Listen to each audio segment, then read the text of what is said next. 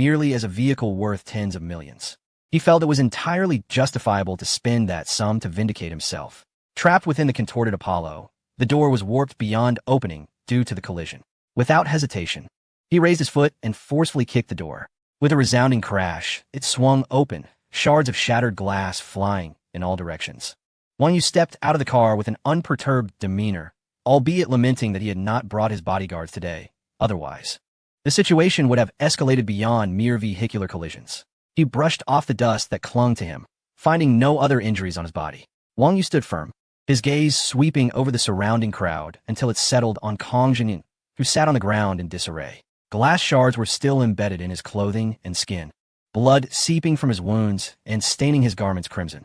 Gradually regaining his composure, Kang Jinyuan strode towards Wang Yu, fury radiating from him. A few friends followed closely behind, encircling Wang Yu. Li Meng struggled to extricate herself from the mangled Apollo, disregarding her disheveled hair and dust-covered attire. She stumbled to Wang Yu's side, shouting at Kang Jinyuan and the others, "Don't act impulsively. Let us discuss this rationally. Kang Jinyuan, you are at fault here. The blame does not rest with Wang Yu. Should you dare to lay a hand on him, I will summon your grandfather to deal with you." Kang Jinyuan disregarded Li Meng's intervention, fixating his gaze on Wang Yu with unwavering intensity. "How dare you?" he bellowed, his eyes ablaze with fury. "Do you even comprehend the consequences of your actions?" His beloved car lay in ruins, and he had been so frightened that he leaped from the vehicle, sustaining injuries and losing face before his friends. Never in his life had Kang Jinyuan felt so humiliated. "Consequences? Since I have acted, I have no fear," Wang Yu replied, his demeanor calm, a hint of disdain glimmering in his eyes as he taunted, "Are you truly lamenting over your vehicle? Surely not. A mere car worth several million is insignificant. My car, worth tens of millions, is of no concern to me as an outsider. You, a local, cannot possibly be so enraged over a mere automobile, can you?" With arms crossed, Wang Yu tilted his head slightly, his expression rife with mockery. "If you are distressed, I shall generously offer you a toy car as compensation. Should that not suffice, I believe my Apollo could fetch a decent sum. You may sell it for scrap and use the proceeds to purchase a new vehicle." Casting a glance at the wrecked Lamborghini, Wang Yu advised, "Next time you drive, exercise caution. You merely encountered me. Had it been someone with a more volatile temperament, the outcome would not have been limited to mere vehicular damage." As his words hung in the air, the surroundings fell into a hushed silence. Kang Jinyuan's friends exchanged glances. Bewildered, was he truly this audacious? Did he not realize that such behavior would only serve to enrage Kang Jinyuan further? The friends accompanying Kang Jinyuan were left agape, their expressions betraying their disbelief. They were acutely aware of the influence wielded by Kang Jinyuan's family. In the past, they had considered provoking him, but encountering someone as ruthless as Wang Yu, who had not only wrecked his vehicle but had nearly endangered his life, was a first. Li Meng, too, regarded Wang Yu with surprise. She was aware of his company's substantial capitalization of 100 billion and recognized that his family held considerable sway. Otherwise, her brother would not have sought to ingratiate himself with Wang Yu. Through their brief interactions, she had discerned that Wang Yu possessed a level of composure and sagacity uncommon for someone of his age. Yet, his actions indicated a complete disregard for Kang Jinyuan, suggesting he possessed ample confidence. As Li Meng observed Wang Yu's unflappable demeanor, a sense of unease washed over her. Kang Jinyuan's background was formidable. Taking a deep breath, she anxiously cautioned Wang Yu, "Do not dismiss this lightly. Kang Jinyuan's connections are not to be trifled with. His family wields significant influence in both political and business spheres. Today, having offended him so gravely, he will not let this go unpunished. Are you afraid now? It's too late." Kang Jinyuan shouted. "Wang Yu, do you think that possessing a modicum of wealth allows you to swagger through the bustling metropolis? How naive! Do you believe that with but a mere flick of my finger, I could render you non-existent in this city? Your company shall also be transferred to my name. You should immediately kneel and plead for mercy. Perhaps, in a moment of benevolence, I might spare you." Chapter 150. At such an age, Wang Yu listened to Kang Jinyuan's bluster, a broader smile gracing his face. "You wish to erase me and seize my company? Just because of you? You expect me to grovel before you? You must still be dreaming." Wang Yu slightly raised his chin, a glint of sharpness flashing in his eyes. "I am rather curious. How do you intend to make me vanish? Through your few acquaintances or your family's so-called connections? Kang Jinyuan, let us end this matter here today." Prolonging it would be detrimental to all parties involved. Li Meng hurriedly stepped forward, arms outstretched in an attempt to separate the two. Let us all remain calm. Escalating this situation benefits no one. Moreover, it was your initial fault, and Wang Yu merely acted out of momentary anger. Li Meng, cease your defense of him. Kang Jinyuan shot a fierce glare at Li Meng, asserting, and I am at fault? He damaged my car and humiliated me. Had I not reacted swiftly, I would have already called for an ambulance. If we were to let this slide, how could I possibly navigate within this city in the future? What would others think of me, of the Kong family? As Kang Jinyuan finished speaking, a young man with bleached hair stepped forward, pointing an accusatory finger at Wang Yu. You, an outsider, do not presume that a little wealth grants you the right to act recklessly here. You must provide a satisfactory explanation to young Master Kong today, or you shall face dire consequences. Li Meng inhaled deeply and stated, Wang Yu is under my protection. If you have grievances, direct them toward me. Upon hearing this, everyone paused in surprise. Kang Jinyuan was momentarily taken aback, but then anger flared upon his face. Li Meng, what are you doing? Are you opposing me for this individual? I nearly lost my life at his hands. And after all these years of acquaintance, you choose to side with an outsider. This matter does not concern you. Do not meddle. Kang Jinyuan unleashed his fury upon Wang Yu. He damaged my vehicle, and due to your influence, I might overlook it. However, he seeks my life. This matter is far from over. If I disregard a life so lightly, who knows how many others would suffer in the future? A cold light flickered in Wang Yu's eyes. Kang Jinyuan, do not twist the facts. The responsibility for the accident has yet to be determined, yet you hastily conclude that I seek your demise? You are not qualified to manipulate me in this manner. Li Meng wished to interject further, but Wang Yu raised a hand to stop her. He continued, did you consider the consequences when you damaged my vehicle? Spare me your insipid rhetoric. Your worthless life is of no concern, but do not endanger others. Kang Jinyuan's teeth ground together, his frustration boiling. He inhaled deeply, forcing himself to regain composure. With a grim expression, he spat through clenched teeth. Youthful arrogance can be commendable, but when it exceeds bounds, one may find themselves unaware of their own demise. Money is not omnipotent. Some individuals are not worth offending. The cost of excessive arrogance is not something you can bear. With just a single word from me, I could render you powerless in the city of magic. Kang Jinyuan scoffed coldly, declaring, this is the city of magic. It is not your place to act recklessly as an outsider. Apologize to me now, and perhaps you may still have chance. Wang Yu let out a chilling laugh, a mocking smile curling at the corners of his mouth. At your age, still resorting to such childish antics? You can only rely on your family background to intimidate others. That is your only merit. Today, I am eager to see what prowess you possess that would compel me to apologize. I simply refuse to believe that someone who treasures a mere vehicle can wield any significant power. Kang Jinyuan's face turned crimson, veins bulging on his forehead as he became utterly enraged. He retorted angrily, you brought this upon yourself. I was initially inclined to offer you an opportunity, but since you were so intent on courting disaster, I shall oblige you. With that, Kang Jinyuan took out his phone and dialed a number. Li Meng, seeing both parties becoming increasingly heated, felt a surge of anxiety. If this escalated further, would the city of magic not descend into chaos? Kang Jinyuan, she implored, can you please calm down? At this point, what do you stand to gain? Do you wish to jeopardize your father's career as well? Kang Jinyuan paid her no heed and sneered. Well, you know, if I do not assert myself today, how can I continue to navigate this circle in the future? No one shall stop me. He must pay the price. Wang Yu, let us leave. Li Meng turned, grasping Wang Yu's hand, wishing to retreat. This matter arose because of me. I will handle the remainder. You need not involve yourself. Do not provoke him further. Kang Jinyuan has lost his mind. Let's depart. Shall we? Kang Jinyuan was in the midst of his call when he suddenly noticed Li Meng reaching for Wang Yu's hand. Instantaneously, fury ignited within him. Kang Jinyuan and Li Meng had grown up together, and in his heart, she had always been the one he cherished.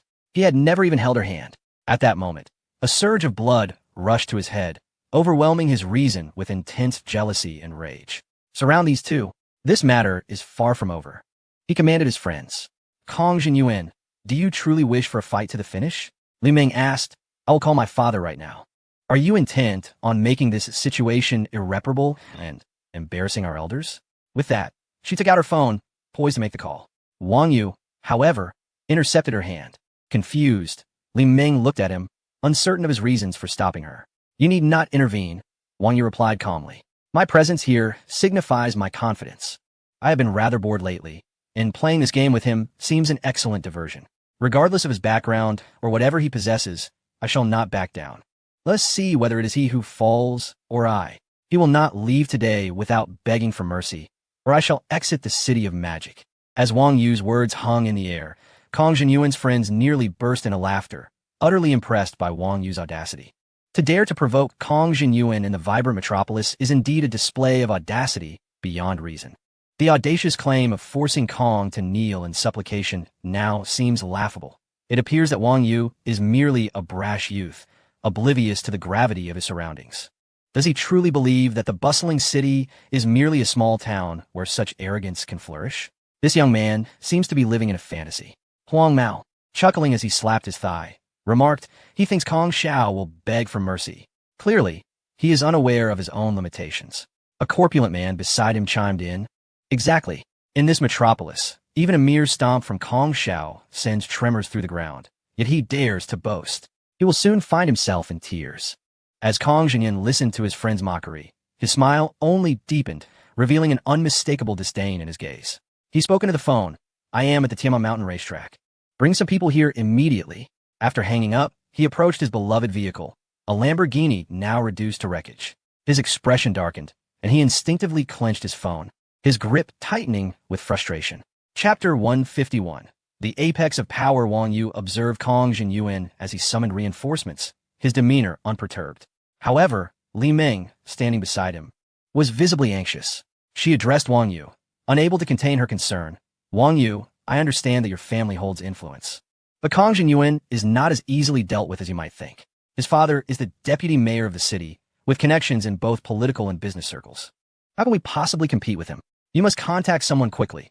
After all, this is the metropolis, and your family's reach may be limited. Beads of sweat formed on Li Meng's forehead as she spoke nervously. If your family cannot assist, I will notify my father. Our families have some rapport. He might be able to help. Let us not rush. Let us wait a moment, Wang Yu replied, shaking his head gently. His calm demeanor suggested he did not take Li Meng's words seriously. Seeing his indifference, Li Meng cast a doubtful glance his way, hesitating to voice her thoughts. She wondered if Wang Yu was simply preserving his pride in the face of adversity.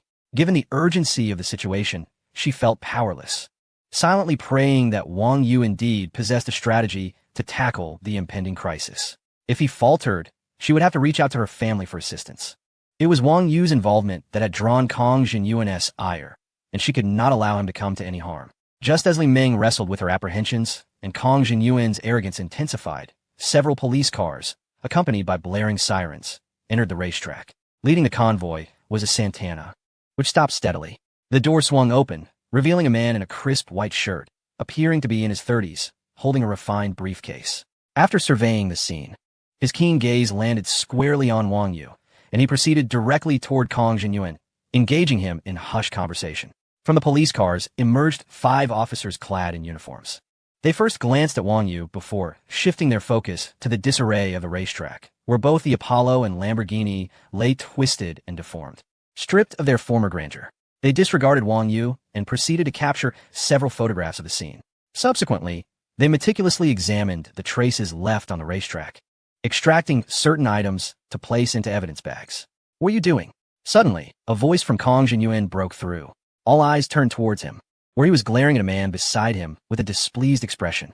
The man, feeling the weight of Kong's gaze, lowered his head and began to explain fervently. Kong Jinyuan glanced at Wang Yu and, in a hushed tone, remarked, How is it possible that we cannot find any information on this kid? Doesn't he own a company?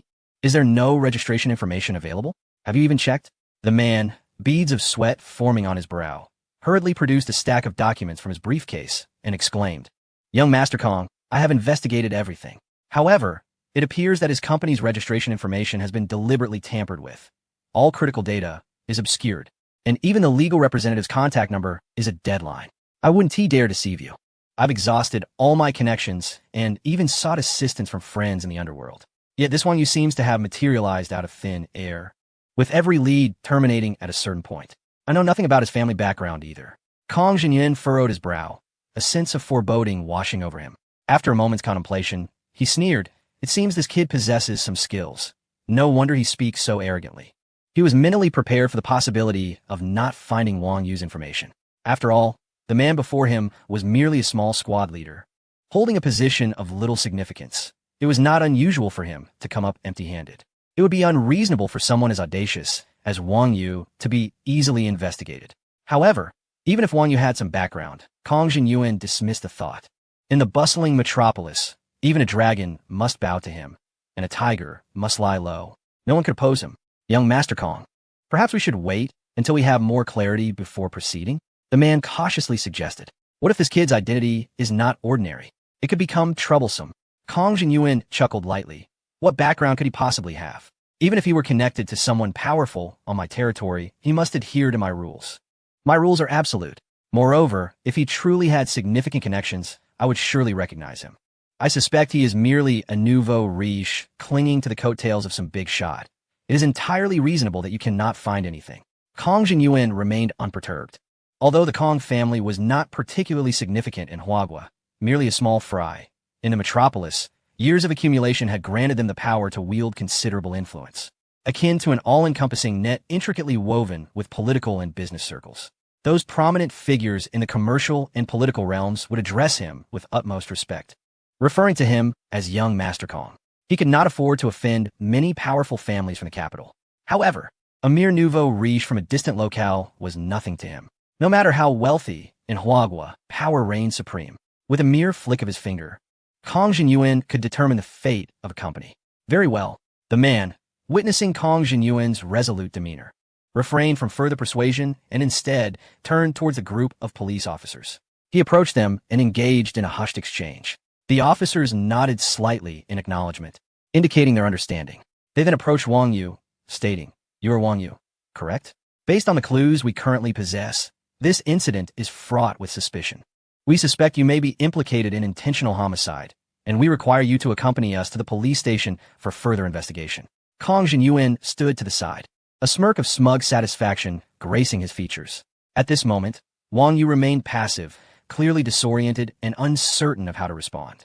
With his arms crossed, Kang Jinyuan assumed an air of spectatorship, eager to relish the sight of Wang Yu's ensuing panic as he was taken away.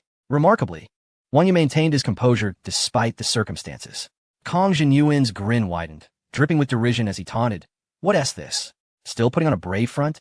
Once you step into the police station, let us see if you can maintain that calm." Disheartened by Kang Jinyuan's arrogance, Wang Yu sighed softly, expecting some formidable strategy from him. Instead, it was merely this group of less than intimidating officers. Disappointment washed over him. Was it truly prudent to escalate matters to his family? He shook his head, leisurely retrieving his phone from his pocket and dialing a number. After a brief ring, the call was answered by a low, gravelly voice on the other end. "Xiao Yu, what prompted this sudden call?" Wang Yu took a deep breath, striving to keep his tone steady. "Dad, someone is falsely accusing me of attempted murder." "Attempted murder?" On the other end, Wang Jianguo sounded incredulous. "As long as you don't instigate trouble, no one can bully you. Whatever the situation, I will shield you. Who dares to lay hands on my son?" Wang Yu then recounted the altercation with Kang Jinyuan. "This fellow's background is not as simple as it seems.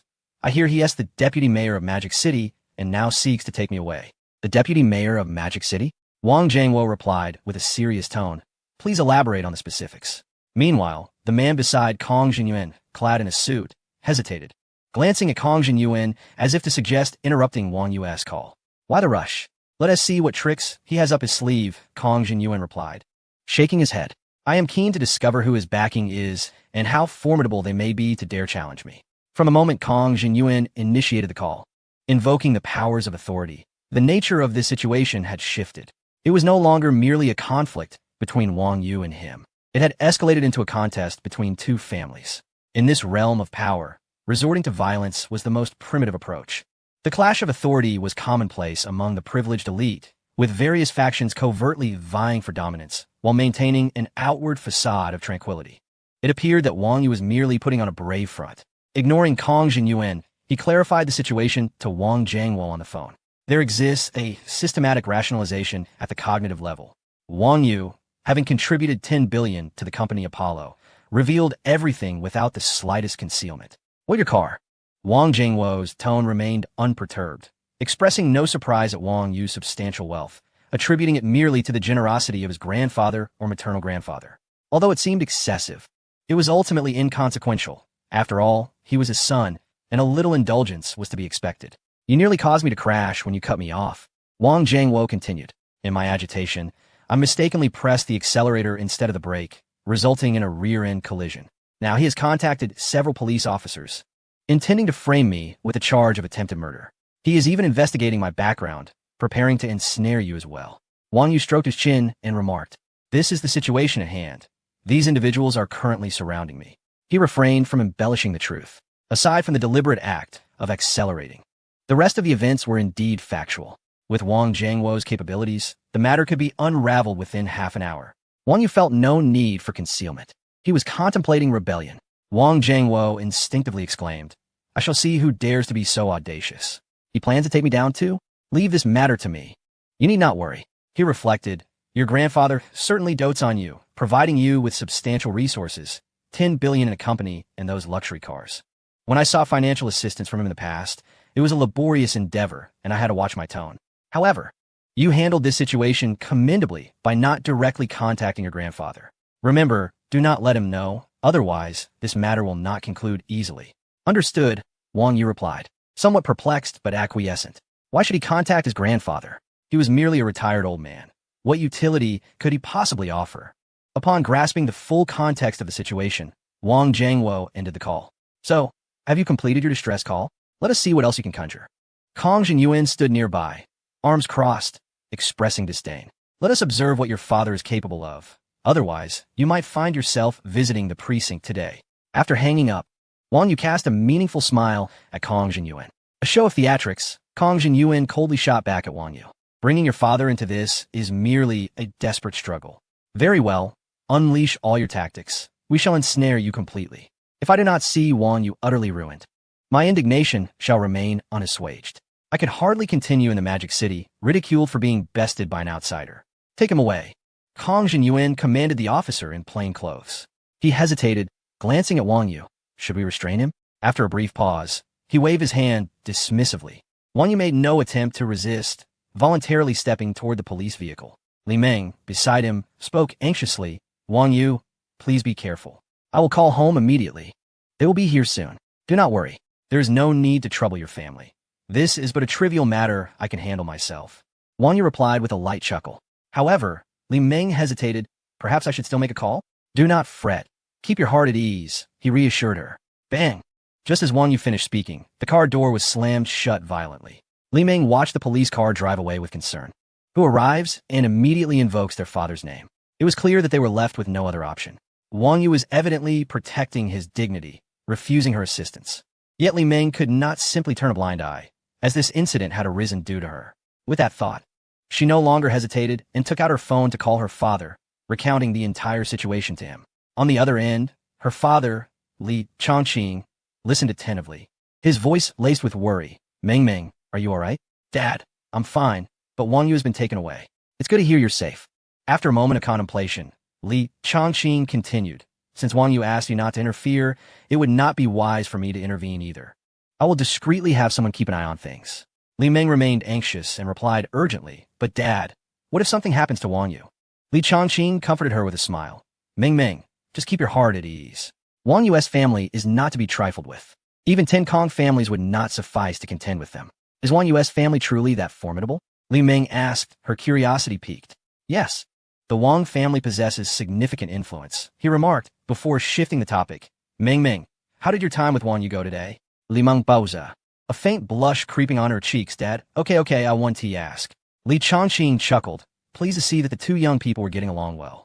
The intricacies of the Wang family remained shrouded in mystery for him, and he saw this as an opportunity to uncover the true nature of Wang Yu's family. Meanwhile, in the police car, Wang Yu pondered over Wang Jiangwo's words. Indeed, his recent actions had not escaped Wang Jiangwo's notice. Wang Yu was unsurprised. With Wang Jiangwo's capabilities, every move he made in the bustling metropolis was likely under his surveillance. It would take long for news of any developments to reach Wang Jiangwo's desk. Wang Jiangwo had not delved deeply into the substantial funds at Wang Yu's disposal, seemingly harboring some misconceptions. He assumed the money was bestowed upon him by his grandfather. Clearly, there were matters of which he remained oblivious. In Wang Yu's recollections, his grandfather was merely a retired elder, When had he amassed the means to provide such wealth? It appeared that his grandfather was not as simple as he seemed. When Wang Yu was reborn, the system had optimized his family background. The changes in his parents were evident, yet his grandfather and maternal grandfather appeared cloaked in mystery. Wang Yu shook his head, choosing not to dwell on these thoughts any longer. After this matter is resolved, I shall inquire of my father. Wang Yu, regaining his senses, realized that the police car had already entered the city of Magic City. Subsequently, the vehicle arrived at a police station located in Songjiang District. Wang Yu alighted from the car and, under the guidance of the officers, proceeded into a lounge within the precinct. Chapter 153. When Deities Clash. Mortals suffer inside the Songjiang police station's office. A haze of smoke lingered. Several officers were seated around a table, their brows furrowed in concentration. The table was cluttered with case files and ashtrays, overflowing with cigarette butts. Team Leader Li, one officer approached and called out. Team Leader Li glanced up briefly. Have they been brought back? The officer promptly reported, yes, they are currently in the lounge. Based on the scene, the suspect Wang Yu had a conflict with Kong Jinyuan at the Tiamat Mountain racetrack, subsequently ramming a white Apollo into Kong's Lamborghini, striking it over a dozen times, resulting in severe damage to both vehicles, rendering them utterly inoperable. Upon our arrival at the racetrack, we immediately secured the scene and collected relevant physical evidence. Preliminary assessments indicate that Wang Yu is suspected of willful destruction of property and intentional injury. Here are the photos from the scene. Team Leader Li, please take a look. Li took the photographs and scrutinized them meticulously. The force of these collisions is considerable. Over a dozen impacts. This complicates things, he remarked, his brow knitted in concern. Where is Kong Jinyuan? He hasn't been brought back? The injuries on Kong Jinyuan are minor, so we sent him to the hospital first. The officer hesitated before adding, however, we have station personnel at the hospital, and once he finishes his examination, we will bring him back to the station for a statement.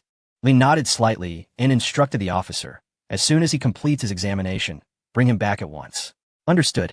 Have you retrieved the video footage from the Tiamat racetrack? Not yet. A colleague is waiting there for the relevant personnel.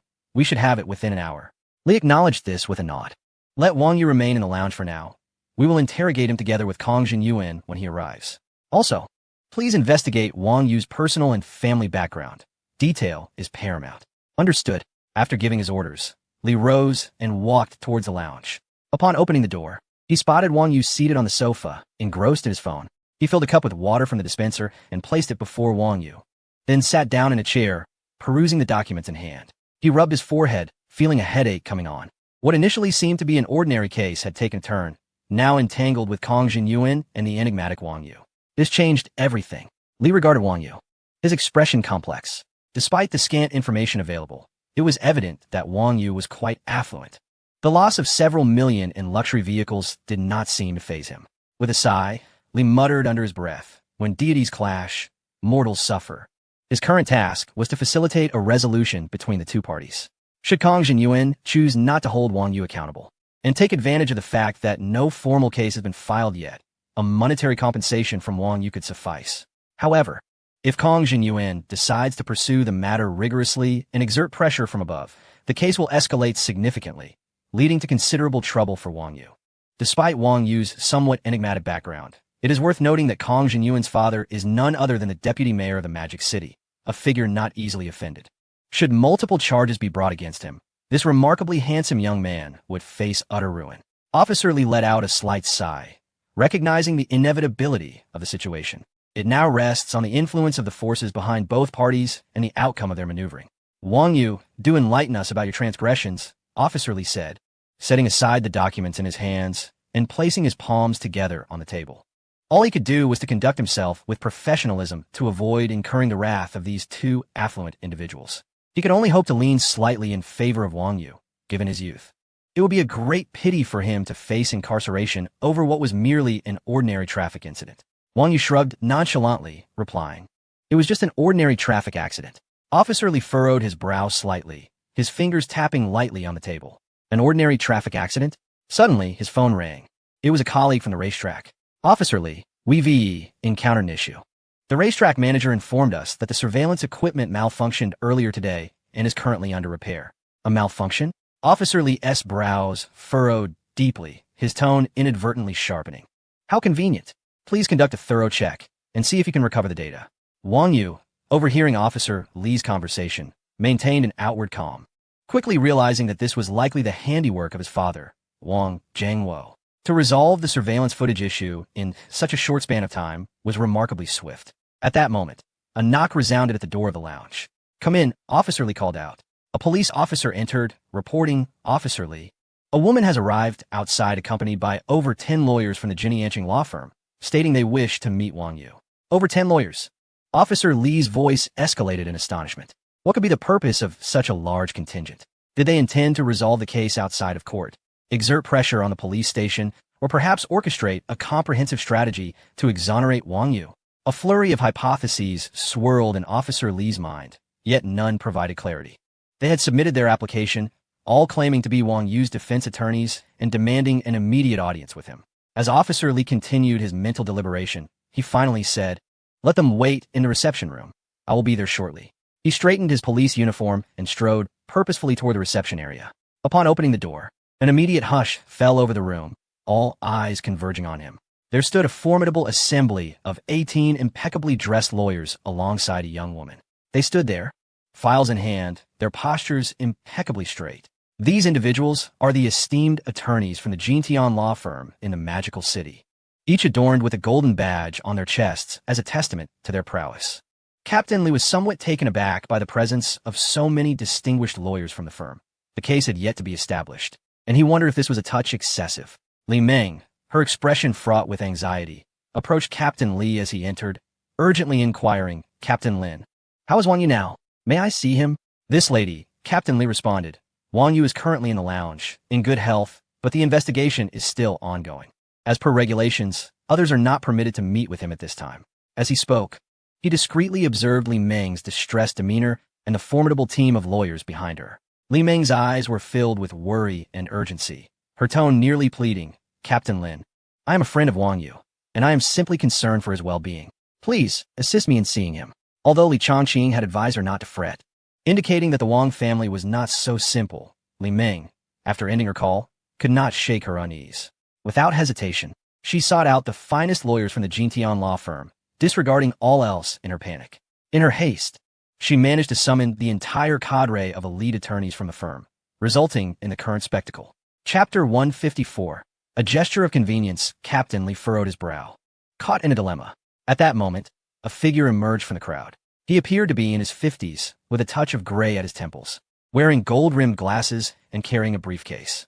Of particular note was the ring on his right hand's ring finger, an antique style engraved with a unique family crest, an emblem passed down through generations in the legal realm. Only those from distinguished families, who had upheld the principles of legal justice and committed themselves to the pursuit of fairness, had earned the right to wear this ring, symbolizing supreme honor and profound legacy. "Greetings, Captain Li. I am Wang Yeding, a distinguished attorney from the Jintian law firm." Captain Li's brow slightly furrowed as he shook Wang Yeding's hand. It is well known that police officers generally do not relish interactions with lawyers. In Huagua, such individuals are often viewed as troublemakers, adding little value beyond adhering to procedural formalities, albeit being rather bothersome. Of course, some lawyers wield considerable influence and connections, yet even they often lack a decisive role in cases, merely navigating through their relationships. "Captain Li," Wang Yeding continued, "I am here as Wang Yu's defense attorney, seeking to provide him with lawful and professional assistance." His tone was calm, yet the gaze behind his lenses conveyed an undeniable sharpness and determination. "I understand the meticulous processes of police investigations and respect your work. However, as Wang Yu's counsel, I am responsible for ensuring that his legal rights are fully protected." Wang Yeding's reasoning was sound and persuasive, leaving Captain Li momentarily speechless, unable to find a valid reason to refuse. He could only nod in agreement. "Then I must trouble Captain Li. I wish to meet my client now. He is in the lounge. Please follow me. I would like to accompany you as well." Captain Li did not refuse, leading Li Meng, Wang Yeding, and others toward the lounge. Having spent many years at the grassroots level, he had witnessed the subtle and overt struggles of the privileged. A moment's negligence could ensnare him, a mere officer, into the eye of the storm, rendering him an innocent victim. By placing Wang Yu in the lounge, he aimed to facilitate visits while also preserving a sliver of hope for himself. Had he treated Wang Yu as an ordinary suspect and confined him to a detention room, the outcome of the contest between Kong Jinyuan and Wang Yu might spell disaster for him. Moreover, It is the legal right of lawyers to visit their clients. In contrast to dealing with typical lawyers, Wang Yeding demonstrated remarkable professionalism and maintained a courteous demeanor, refraining from wielding legal jargon as a weapon. This alleviated any feelings of resentment within Captain Li. Inside the lounge, over a dozen lawyers flooded in, choosing to stand behind Wang Yu rather than taking a seat. Upon entering, Li Ming's gaze was instantly drawn to Wang Yu, who was seated on the sofa. She hurried forward, her voice trembling with emotion. Wang Yu, I'm so relieved you're all right. I was worried sick. I'm fine. I apologize for causing you concern, Wang Yu replied, gently patting Li Ming's shoulder. His eyes swept over the row of upright lawyers behind him, filled with gratitude, yet bemused by the theatricality of it all. Why did you gather so many lawyers? I understand your concern, but this seems rather excessive. Li Ming sniffed, a hint of embarrassment in her voice. I just didn't want you to suffer any losses. You were taken to the police station, and amidst my worry, I thought it better to have more people than fewer. Mr. Wang, greetings. I am Wang Yeding, a premier lawyer from Jintianqing Law Firm. At Miss Li Ming's request, I shall serve as your legal advisor and manage your case comprehensively. Wang Yeding introduced himself, handing over a meticulously crafted business card. My team and I will exert our utmost effort to provide you with professional legal services and strive to resolve this incident satisfactorily. Thank you for your assistance, Wang Yu said, pocketing the business card. There's no need for gratitude. It is our duty, Wang Yeding replied with a slight nod, to ensure a thorough and precise defense. It is both my obligation and necessity to be present during police inquiries. This will not only safeguard your legal rights, but also allow me to offer timely advice.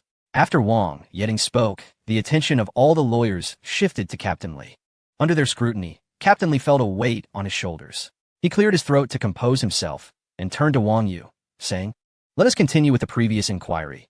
Please recount the events that transpired. Wait a moment, Captain Li, I must interject.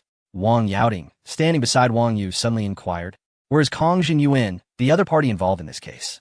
Captain Li furrowed his brow slightly and explained, Kong Jinyuan has sustained some injuries and is currently receiving treatment at the hospital.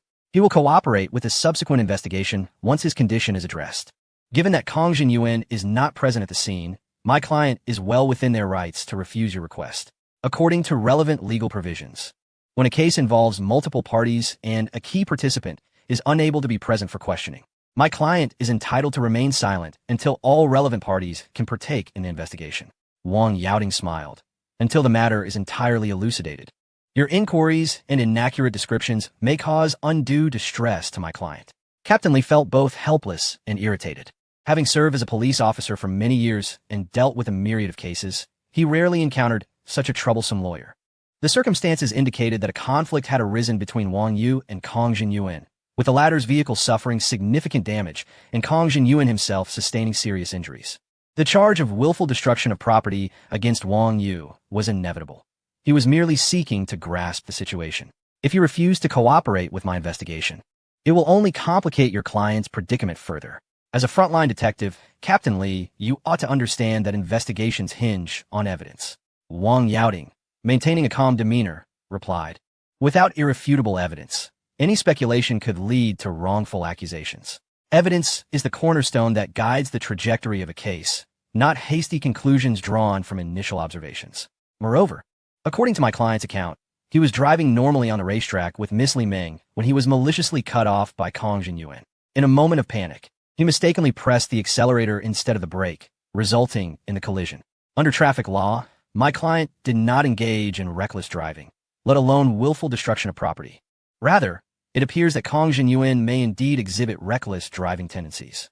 Wang Yeding adjusted his glasses and continued, Captain Li, we have spoken with several eyewitnesses who can attest to Kong Jinyuan's multiple instances of reckless driving prior to the incident, including aggressive lane changes and speeding, which posed a serious threat to other drivers on the track.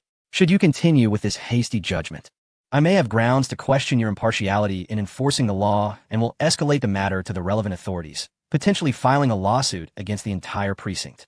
Chapter 155. One must never alienate the public. Captain Li's expression turned ashen. Wang Yeding's unhurried remarks struck directly at the core of the matter, leaving no room for rebuttal. Captain Li unconsciously rubbed the handle of his thermos, preparing to respond. A knock echoed from outside the door once more. Come in, Captain Li called out curtly. The door opened gently, and the same officer cautiously peeked in. Upon seeing him, Captain Li, without waiting for the officer to speak, impatiently remarked, "What is it now? Can't you see I'm busy?" A flicker of embarrassment crossed the officer's face. After a moment's hesitation, he swiftly approached Captain Li. Leaning in to whisper in a hushed tone, "Captain Li, the mayor has arrived, and he is just outside." "What?" Captain Li's eyes widened in astonishment at this revelation, instinctively exclaiming, "Why has the mayor come so suddenly?" "Captain, the chief has already gone out to greet him," the officer reminded him quietly. "Goodness, li raplia, I sincereria polujiza." "Lawyer Wang, I must attend to an urgent matter." Rising from his seat, he cast a glance at Wang Yeding before hastening towards the door, instinctively looking up at Wang Yu, his expression betraying a sense of trepidation. The significance of Wang Yu was evidently beyond his expectations. It was clear that the mayor's visit was prompted by Wang Yu's presence. Fortunately, he had not acted inappropriately towards Wang Yu, adhering strictly to the principles of professionalism throughout. Now, it appeared that the contest between the two parties had concluded with a clear victor. At the entrance of the police station, a sleek black Audi came to a halt. The car door swung open, and the mayor's secretary promptly exited from the front passenger seat. He swiftly approached the rear door, bending slightly to pull it open. Emerging from the vehicle was a man clad in an administrative jacket, appearing to be in his 60s. His hair was neatly combed back, with strands of white at his temples, which only enhanced his commanding presence, adding an air of composed authority that spoke of years of experience. This distinguished individual was none other than Duan Wenjun, the mayor of the Magic City. Station Chief Ma Jilei had been awaiting his arrival at the entrance for quite some time. Upon seeing the mayor alight from the vehicle, he immediately approached with a beaming smile, slightly bowing as he firmly grasped the mayor's hand, exclaiming, "Good day, Mayor. I am Ma Jilei, the chief of this station. We are honored by your presence. It truly graces us with distinction. Your journey must have been exhausting. Let's not speak of guidance. I merely had the opportunity to come by for a visit," Duan Wenjun replied with a light chuckle. "As the Magic City serves as a vital engine for our economic development, it is imperative that we advance not only in economic construction, but also prioritize social order and the rule of law. You, as the foundational guardians of societal order, bear a significant responsibility, and your contributions are invaluable." Duan Wenjun paused, his piercing gaze sweeping over Chief Ma. "Not at all. These duties are our obligation. As servants of the people, it is our responsibility to ensure the safety of our community," Chief Ma responded, his face still adorned with a smile, though tinged with a hint of nervous anticipation. As Ma's mind raced, he felt a knot of anxiety tightening in his throat. The mayor's personal visit was surely not a routine inspection. At the very least, it was unlikely to be a commendation for their efforts. Although the station had been busy with cases recently, everything had proceeded methodically without significant oversight. Was there a complication somewhere that entangled a significant figure, of which he remained blissfully unaware? As Chief Ma pondered this, he discreetly observed the mayor's expression, hoping to glean some insight from his demeanor. Mayor Duan nodded and remarked, "It is commendable that you possess such awareness. The garment we wear is bestowed upon us by the people. It embodies trust and, more significantly, a weighty responsibility. Our sole duty is to immerse ourselves wholeheartedly in service to the populace. Director Ma, you must never distance yourself from the masses. Always prioritize the interests of the people." Mayor Duan gazed at Director Ma with profound significance, speaking slowly. Upon hearing this, Ma Jilei's expression shifted instantly. Having navigated the intricacies of officialdom for decades, he had honed the skill of discerning nuances in discourse. In that fleeting moment, he discerned the underlying implications of Mayor Duan's words. This was not merely an inspection. Mayor Duan was evidently here to hold him accountable. A flurry of thoughts raced through Ma Jilei's mind as he rapidly retraced the recent activities of his department, questioning which aspect had faltered to warrant the mayor's personal visit. He forced himself to maintain composure, yet beads of cold sweat formed on his back. Struggling to conjure a semblance of smile, he stammered, "Mayor, rest assured, I have always placed the concerns of the public at the forefront of my mind." Ma Jilei paused, cautiously continuing, "Mayor, if I have faltered in any regard, I welcome your candid critique and guidance. I shall rectify any missteps without hesitation." Mayor Duan narrowed his eyes slightly, scrutinizing Ma Jilei before smiling and saying, "It is not as grave as you perceive. Do not be so anxious. I am here because I received reports of a minor conflict between two young individuals occurring within your jurisdiction. This is a trivial matter. It is natural for young people to be impulsive at times, and a simple mediation should suffice. After all, Everyone was young once, and we must afford them opportunities. Director Ma wiped the fine beads of sweat from his forehead, replying, Mayor, your timely reminder is greatly appreciated. We shall prioritize this matter as our current focus. It is quite normal for young individuals to err. Mayor Duan nodded and continued. As I understand it, your department has only apprehended one of the individuals involved, while the other remains unaddressed, continuing to revel outside. What is the situation? Director Ma, please elucidate. Mayor Duan's words struck like a heavy hammer upon Director Ma's heart. His smile froze, his face shifting between hues of blue and white. He was momentarily taken aback. What was the situation? Ma Jilei was utterly perplexed. However, the implication behind Mayor Duan's words was unmistakable. Their police station had faltered in its duties. It was evident that they had apprehended the wrong individual. Should this matter not be resolved adequately, his position as director would be in jeopardy. With a dry swallow, Director Ma sought to regain his composure, stating, Mayor, this is indeed a grave lapse in our responsibilities. Rest assured, I'm not here to assign blame.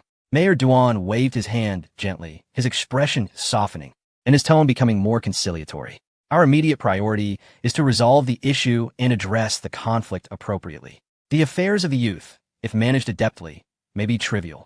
However, if mishandled, they could lead to grave consequences. Your conduct in this mortal guise influences the public's trust in us. It is imperative that we do not falter and disappoint the people. Chapter 156. Ma Jilei, an old classmate of many years, nodded repeatedly, inwardly lamenting that if this matter were not handled properly, he might indeed be dismissed. Taking a deep breath, he solemnly assured, Rest assured, Mayor, I shall thoroughly investigate this matter immediately and provide you and the public with a satisfactory response. At that moment, Captain Li hurriedly emerged from the lounge. Upon seeing Mayor Duan and the director standing at the doorway, he froze momentarily, a flicker of panic crossing his face. Quickly regaining composure, he straightened his uniform, approached with purpose, and saluted, exclaiming, Good day, Mayor.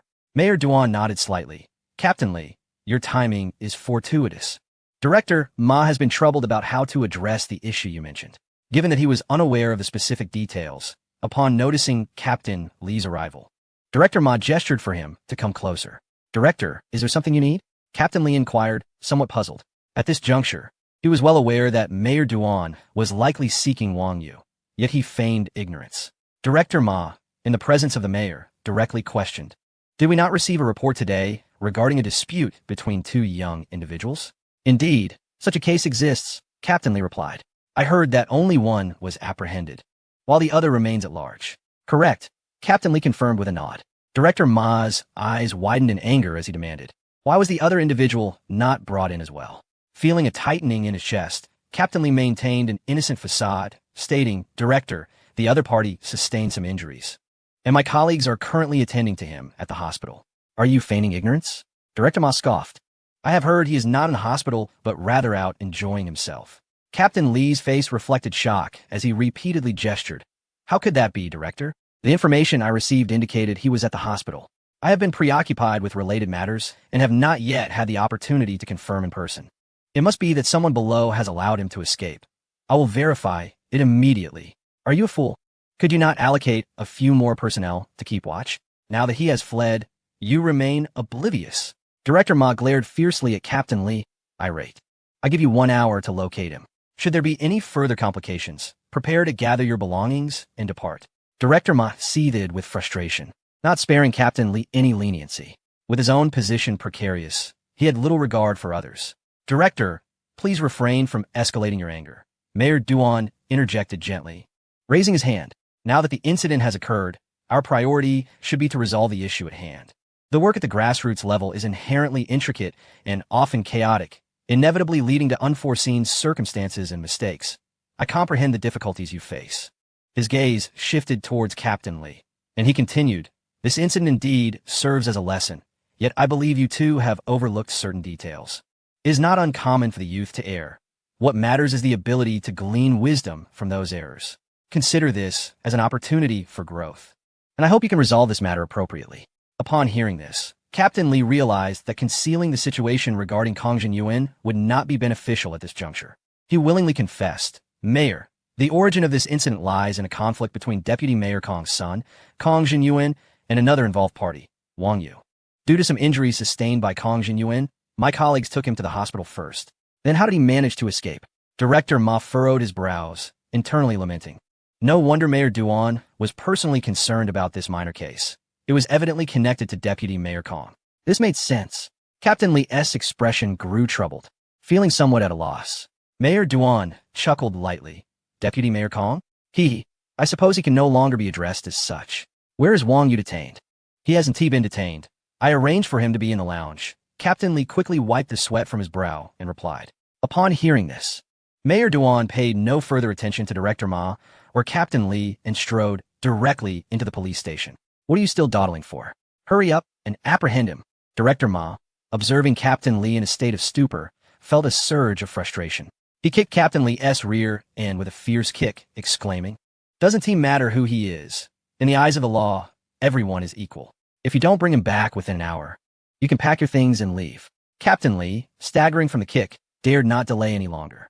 He disregarded the footprint on his back and dashed back to his office, bellowing, All personnel, assemble.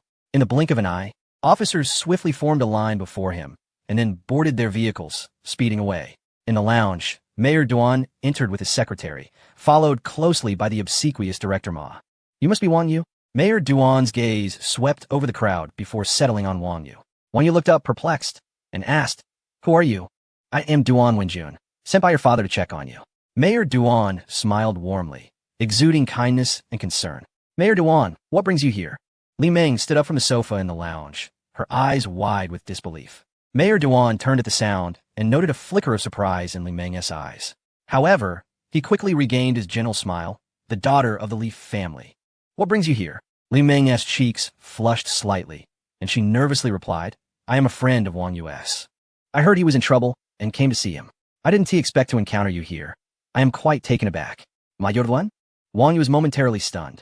Is my father really so impressive that even the mayor comes to see him? I have known your father for many years. Simply call me Uncle Duan. Duan Wenjun smiled and remarked, Your father is quite concerned about you, fearing that you may have suffered some injustice. He called me several times, and I received quite the scolding. He worries that you might be bullied at the police station and repeatedly instructed me to personally check on the situation, even threatening that if I did not handle it properly, you would have no classmates left to associate with. As he spoke, Duan Wenjun shook his head helplessly. Yet a faint smile graced his lips. It was evident that he shared a profound bond with Wang Yu's father. Upon hearing this, the room fell into an immediate silence. Who was Wang Yu's father to provoke the ire of the mayor? The onlookers cast glances at Wang Yu, their eyes filled with awe. Wang Yu, upon listening, rose and scratched his head, saying, Then I shall call you Uncle Duan. I truly appreciate your assistance with this minor issue. Li Meng, observing Wang Yu beside her, wore a complex expression. It turned out that her father's words were indeed true. Wang Yu's family held such immense influence that even the mayor could be swayed. Recalling how she had just been comforting Wang Yu not to worry, a flush of embarrassment washed over her, and she felt as if her toes were digging into the soles of her shoes. How utterly humiliating. Chapter 157. It is time to settle down. Director Ma, standing at the door and ready for action, was drenched in cold sweat. What kind of person have we apprehended? Captain Li has brought back a living Yama. The words of Mayor Duan had already revealed much. Setting aside the fact that he was a classmate of Wang Yu's father, the mere act of being scolded was extraordinary. After all, this was the mayor of Modu, a leader of ministerial rank. A common individual, let alone a classmate, would treat even their own father with utmost respect, hesitant to offend. Yet Wang Yu's father was scolded without a hint of leniency. Mayor Duan appeared rather pleased. Could such a person be trifled with by Kong Jinyuan? It seemed that Vice Mayor Kong was truly in dire straits this time. Director Ma silently shook his head, his face etched with helplessness and regret. Mayor Duan smiled and gestured for Wang Yu to take a seat, speaking in a kindly tone, Do not worry too much. This matter will soon reach a resolution. If you have faced any grievances during your time here, feel free to share, and Uncle Duan will advocate on your behalf. At these words, Director Ma's face turned pale, and beads of sweat began to form on his forehead. Captain Li, please refrain from doing anything excessive. Otherwise, the entire police station will suffer the consequences. He looked at Wang Yu with beseeching eyes. Thank you for your concern. I have not suffered any injustice. Wang Yu replied with a slight smile. Captain Li is quite fair and has not shown any bias due to Kong Jinyuan's father being the vice mayor. Wang Yu held a certain admiration for Captain Li, as he had not succumbed to the pressure from Kong Jinyuan, but rather allowed him to remain in the lounge. Under normal circumstances, being handcuffed in a detention room would not be unreasonable, entirely lawful and compliant. Upon hearing this, Ma Jile breathed a sigh of relief. He felt as though he had narrowly escaped the clutches of death, his legs trembling as he nearly lost his balance. Wiping the beads of sweat from his forehead with a trembling hand, Director Ma gazed at Wang Yu with gratitude. Had he uttered even a slightly negative word moments ago, his position as director would have been jeopardized. What a fine young man. With his thick brows and large, expressive eyes, he exuded righteousness, a truly admirable child. How blind was Captain Li to have brought him back? It's a relief you Haven T suffered any injustice. Otherwise, I would have been at a loss in explaining it to your father. After all, it remains my responsibility. As the mayor of Magic City, allowing such an incident to transpire, causing you distress at the police station, is a failure of my duties, Mayor Duan remarked sincerely. No. The primary fault lies with me. I failed to manage my subordinates properly, Director Ma interjected, stepping forward with a nearly 90-degree bow. All the blame rests on my shoulders. As a director, I did not fulfill my leadership role, nearly leading to a grave mistake, and I deserve the utmost punishment. Wang Yu, observing the scene, smiled gently and said, Uncle Duan, Director Ma, please do not speak so. This is merely a conflict between myself and Kong Jinyuan. Do not take the responsibility upon yourselves. Captain Li and his team were merely fulfilling their duties. Misunderstandings are inevitable and quite normal. After all, it is no small feat for Captain Li to withstand the pressure from Kong Jinyuan. Upon hearing this, Mayor Duan scoffed. Kong Jinyuan is just a spoiled scion, reckless due to his father's influence. His father has gained considerable momentum in the political arena these past few years, which has emboldened those beneath him. He chuckled and continued. I've only just transferred to Magic City, and Haven T had the chance to deal with him. Yet now, he has unwittingly handed me the leverage. Isn't that ironic? Rest assured, since you have been wronged, Uncle Duan will certainly seek justice for you. He smiled warmly at Wang Yu. Amir Jr. dares to act so arrogantly. If we continue to tolerate such behavior, won't it upend the entire Magic City? It's high time the Kong family learned to temper their excesses. This city is not theirs to disrupt. Wang Yu nodded thoughtfully, realizing that Mayor Duan harbored his own intentions. Ultimately, it was for his own backing. He would not shy away from cooperating where necessary. Just as their conversation unfolded, a cacophony erupted from outside. Wang Yu? Damn it. Why is there no one in such a large police station? Why is finding a person so cumbersome? The voice was loud and laced with displeasure, standing out starkly in the tranquil corridor. Suddenly, with a resounding bang, the lounge door was kicked open. A general dressed in immaculate military attire, with gleaming gold stars on his epaulettes, strode in, accompanied by several tall, imposing guards. He appeared to be in his 40s, with a square jaw and a robust physique, instantly capturing the attention of everyone in the room. Upon spotting Mayor Duan, General Gao was momentarily taken aback, a look of surprise crossing his face. Oh, old Duan, you're here as well? Mayor Duan, upon seeing Gao Xiong, allowed a faint smile to grace his lips, hinting at a deeper meaning. Old Gao, what brings you here with such grandiosity? There's no need to rush. Gao Xiong erupted into hearty laughter. As he spoke, his gaze swept across the room, finally resting upon Wang Yu. You must be Wang Yu, am I correct? Wang Yu, filled with confusion, instinctively nodded. Yes, I am. May I ask who you are? Gao Xiong took a couple of steps forward, patted Wang Yu's shoulder, and replied with a grin. I am Gao Xiong, the commander of the garrison in Magic City. Your grandfather sent me here. That old fellow, upon hearing you were in trouble, was quite anxious and specifically instructed me to ensure your safe return. I was in the midst of training new recruits when I received the call, and I hurried back without delay. Li Meng felt somewhat numb.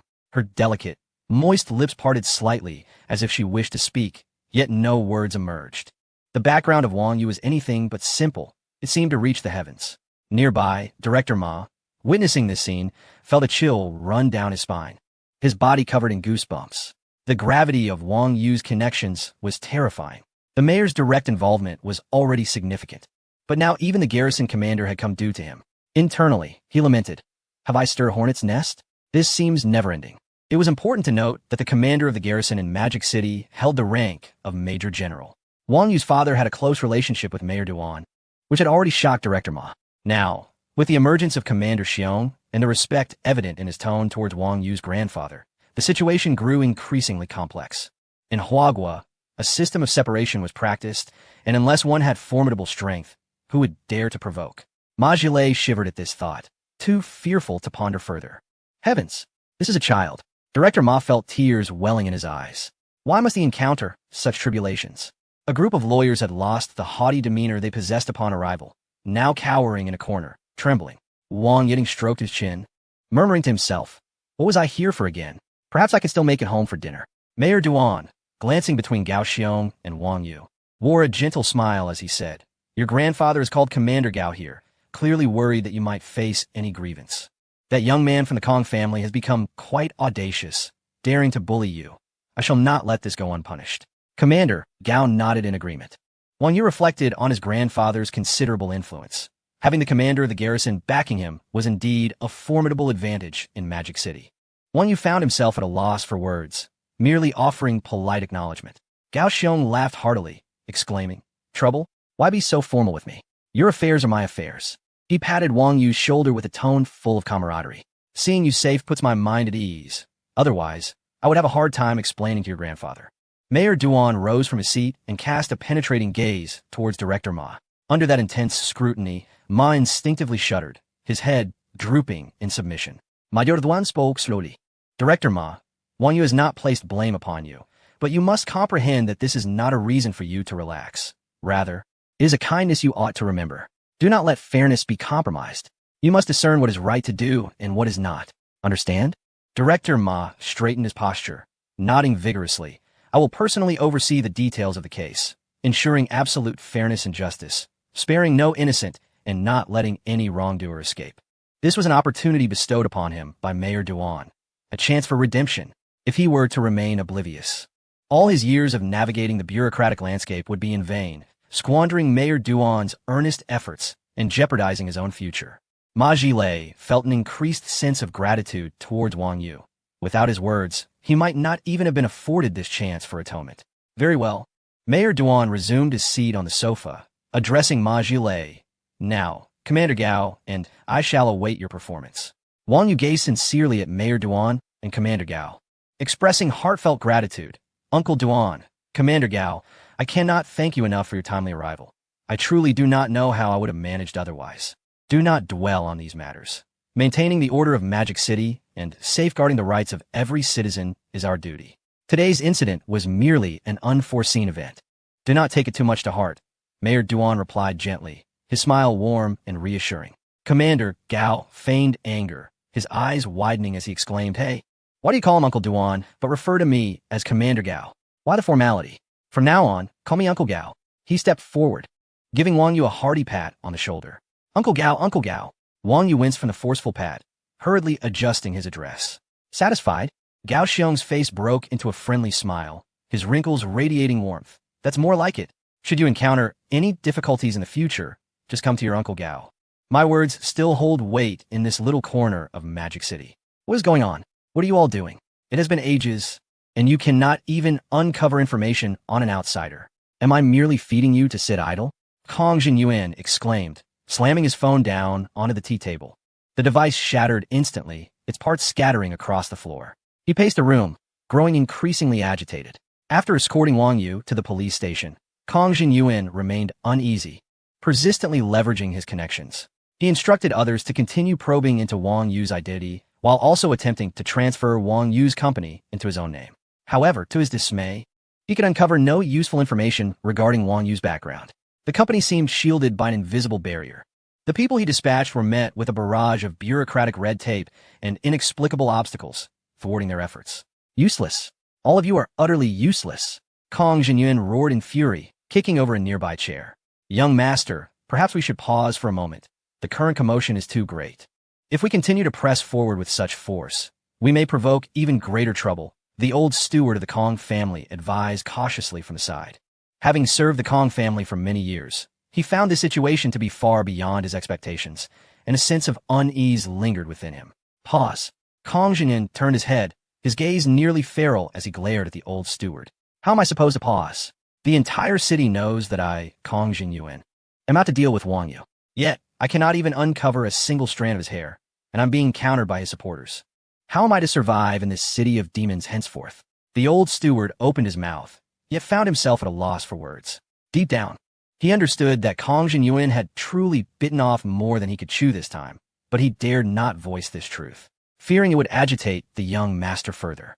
Kong Jinyuan, feeling increasingly agitated, raked his fingers through his hair. Am I really going to have to inform my father? But if I do, he's certainly one tea spare me. I know all too well his temper. He usually turns a blind eye to my reckless behavior, simply because I haven't made any colossal blunders.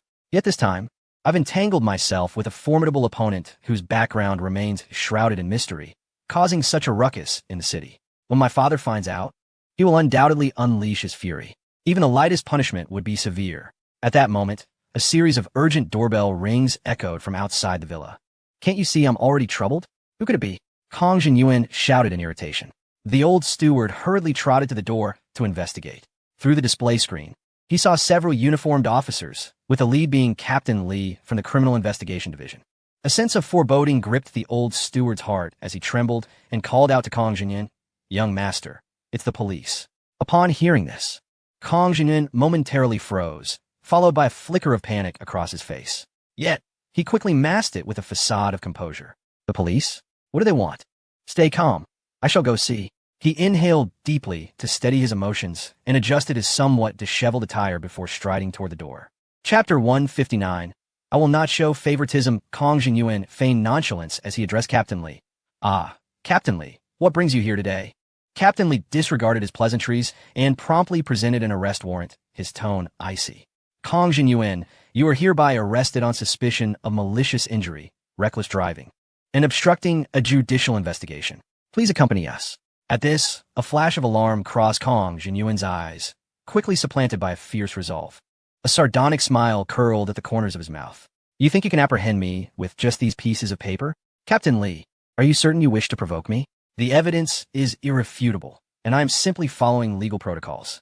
I kindly ask you not to resist unnecessarily, Captain Li replied. Unyielding, Kong Jinyuan crossed his arms defiantly, showing no inclination to cooperate. My father is Kong Zongyao. Even the leaders of your department treat me with a modicum of respect. You should weigh your options carefully. Do you dare to move against me? Captain Li furrowed his brow, responding gravely. Before the law, all are equal. No one is above it. Equal? Kong Jinyuan appeared to have heard the most absurd joke, bursting into laughter. Do not preach to me about principles. If you dare to take me away, within half an hour, this arrest warrant will be revoked, and you shall regret it.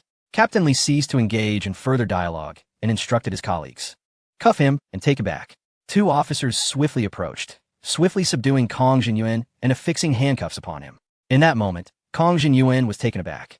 He had never anticipated that Captain Li would so audaciously disregard his threat and restrain him. After a considerable pause, he regained his composure and erupted in fury, thrashing violently and shouting, Do you know who I am? I am Kong Jinyuan, and my father is Kong Zongyao. Yes, we know. That is precisely why we are apprehending you. Captain Li retorted curtly, Behave yourself. We will discuss this further at the station. It was precisely this Kong Jinyuan who had caused him to endure a scathing reprimand from the station head. Thus Captain Li held no fondness for him. He refrained from exploiting this opportunity to employ a memory restoration technique on him, which could be considered a testament to his professional integrity.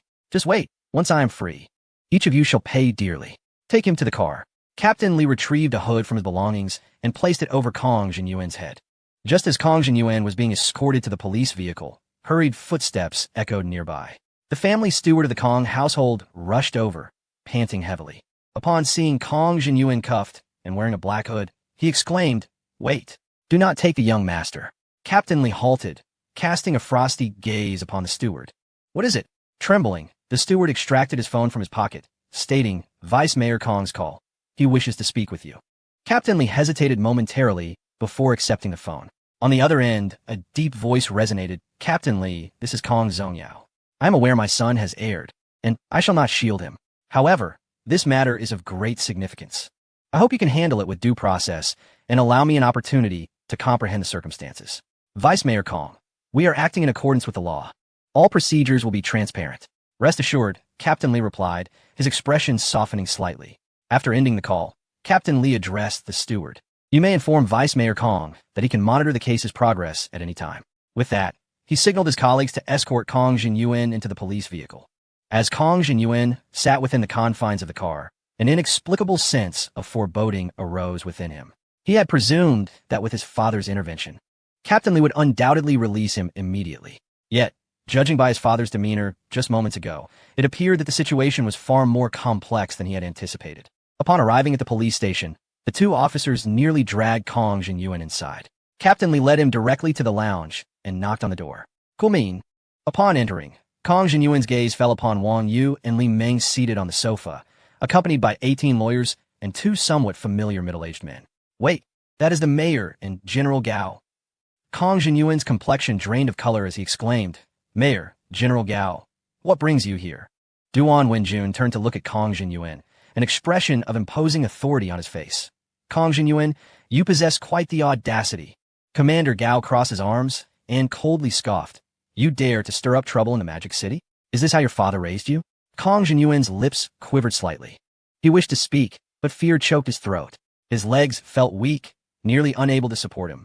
At that moment, he was filled with regret, the earlier arrogance having vanished without a trace.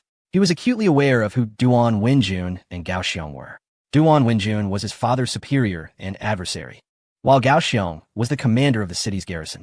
Both were individuals his father had repeatedly warned him never to provoke, particularly Gao Xiong, a powerful major general. If he wished to target the Kong family, he could easily leverage his influence to intervene in critical matters. The Kong family's unsavory enterprises and clandestine dealings would collapse like a house of cards, leaving them utterly uprooted and irreparably damaged. Even a word from his retired grandfather would be of no avail. Kong Jinyuan never anticipated that Duan Wenjun and Commander Gao would appear together here, their expressions unmistakably reflecting extreme dissatisfaction with him. Mayor, Commander Gao, what brings you here? Kong Jinyuan nervously inquired, retracting his neck. Mayor Duan let out a cold snort, remarking, You should already know the reason for our presence. Commander Gao suddenly slammed his hand on the table, causing the teacups to rattle, producing a crisp sound. You, young man, have been running rampant in the Magic City, relying on your father's position as deputy mayor to recklessly endanger others' lives. Do you have no respect for the law? No regard for justice? Commander Gao's voice reverberated in the lounge, ringing in Kong Jinyuan's ears. Startled by the abrupt noise, Kong Jinyuan trembled, his legs buckling as he collapsed to the floor. His face was etched with terror, cold sweat trickling down his forehead, his back already soaked. With a quivering voice, he pleaded, Commander Gao, Mayor, I was wrong. I truly understand my mistake. Please, spare me this once. Even the dullest of minds would soon grasp the situation. Mayor Duan and Commander Gao were intervening on behalf of Wang Yu. Kong Jinyuan couldn't comprehend this. Wang Yu was merely a young man from a small town studying in the Magic City. How could he possibly summon these two formidable figures to his aid? His mind was a tumult of confusion, filled with dread. Kong Jinyuan was frightened. Wang Yu had the backing of Mayor Duan and Commander Gao. Today, it was not just his downfall at stake. Even his father could be implicated. Chapter 160. Truly, the cycle of justice is relentless. The thought sent a chill down Kong Jinyuan's spine. He sat on the ground, trembling uncontrollably. Desperately, he raised his head and implored, Commander Gao, Mayor Duan, this is merely a trivial conflict. There is no need for you both to intervene. Is there? Trivial conflict? Your reckless endangerment of others' lives is merely a trivial matter? Your abuse of power to obstruct the police in their lawful duties, and your insistence on delivering Wang Yu here, is this what you term a minor dispute? Upon hearing this, Commander Gao's fury intensified. I see you as a lawless individual, indulging in wanton behavior. Today, you shall receive a profound lesson. Mayor Duan spoke coolly. Wang Yu has only just been brought here by you, and you are already eager to seize his company. Is this the small conflict you refer to? I have also heard that you are particularly concerned about Wang Yu's family information. What, do you intend to ensnare them all? Kong Jinyuan's lips quivered as he sought to retort, but found no justification. His complexion grew increasingly pale, his eyes filled with despair and helplessness. I. Kong Jinyuan stammered, cold sweat streaming down his forehead, soaking the ground before him. Mayor, Commander Gao, I truly realize my mistakes. I deserve the gravest punishment. My father has accomplished much for the city. I implore you to spare me and my family. Kong Jinyuan spoke through tears, his voice hoarse from overwhelming emotion. Since you began leveraging your connections, this matter cannot simply be relinquished at your whim.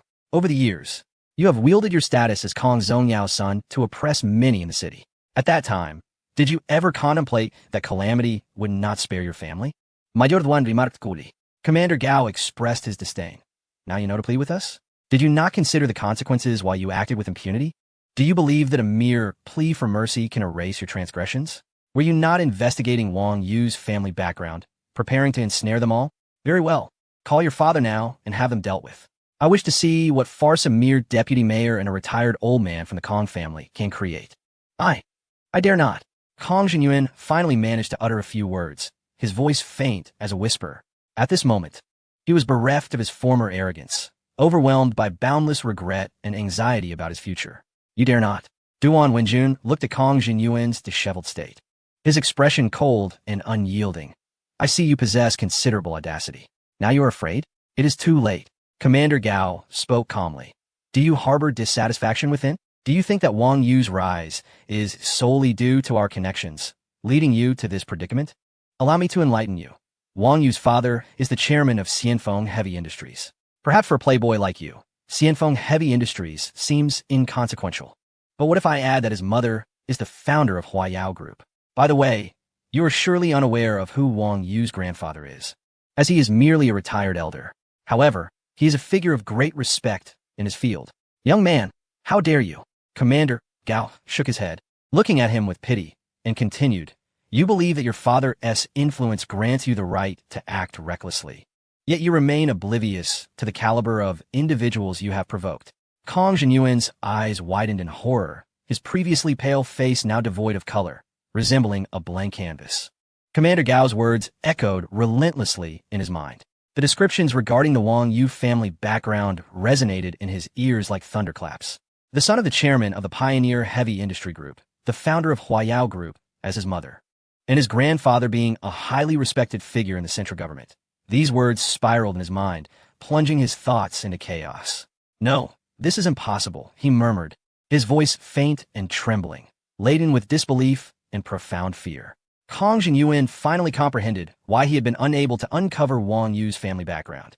The Pioneer Heavy Industry Group, let alone him, even the two eminent figures before him, could not be easily underestimated.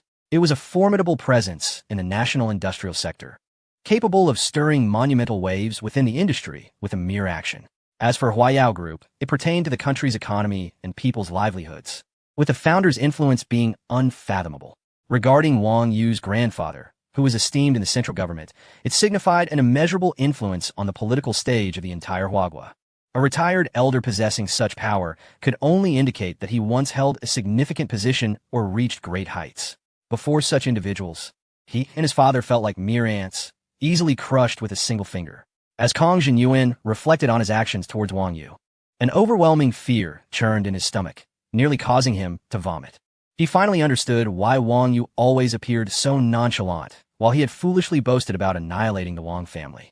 Kong Jinyuan looked at the people before him, opening his mouth to defend himself. It was Wang Yu who had damaged his vehicle. Had he not reacted swiftly to jump out, he would likely still be lying in a hospital bed. Clearly, it was Wang Yu's fault. Why the blame now shifted entirely onto him? Yet, the words that had been on the tip of his tongue were swallowed back down. Was there any significance in saying such things now? Besides making himself appear even more ridiculous and unreasonable, it would not change any facts. The clarity of right and wrong was no longer something Kong Jinyuan's one-sided words could alter. He understood, well, that even if the car accident were true, his subsequent abuse of power and malicious retaliation were the real reasons that had plunged him into this dire predicament. He had treated Wang Yu as he had previously treated others, those he could bully at will. However, he often failed to realize that today, merely a friend of Li Meng's had led him into such an irretrievable situation. Once, as the son of the deputy mayor, the reverent gazes and sycophantic smiles of others had inflated his vanity and arrogance to an insurmountable extent. In his eyes, his father's power was a shield against death, a capital that allowed him to trample on rules and act with impunity. Each time he resolved issues through connections only fortified his belief in his superiority. Laws and morals were mere shackles binding ordinary individuals, irrelevant to him. Those who had suffered under his malice could only seethe in silence, further emboldening his brazen demeanor. In his eyes, these affluent yet powerless individuals were merely lambs awaiting slaughter, subject to his whims. He perceived himself as exalted, capable of manipulating their lives at will. Their wealth seemed to him nothing more than possessions easily plundered through his father's influence. Within the confines of his limited understanding, as long as his father's position remained intact, He believed he could navigate the treacherous waters of the metropolis with impunity. Even the gravest of mistakes could be trivialized, transformed from monumental crises into mere trifles. This distorted perception ensnared him deeper into the abyss of sin, ultimately leading to consequences he could scarcely bear. Truly, the wheel of justice turns inexorably, and retribution is inescapable. Fate governs all, and not a shred lies within human control. Chapter 161. Do you seek to bring about our mutual destruction? Kang Jinyuan lifted his gaze, his eyes brimming with desperation and helplessness. His voice trembled, barely discernible. Commander Gao, Mayor Duan, I truly understand my mistakes.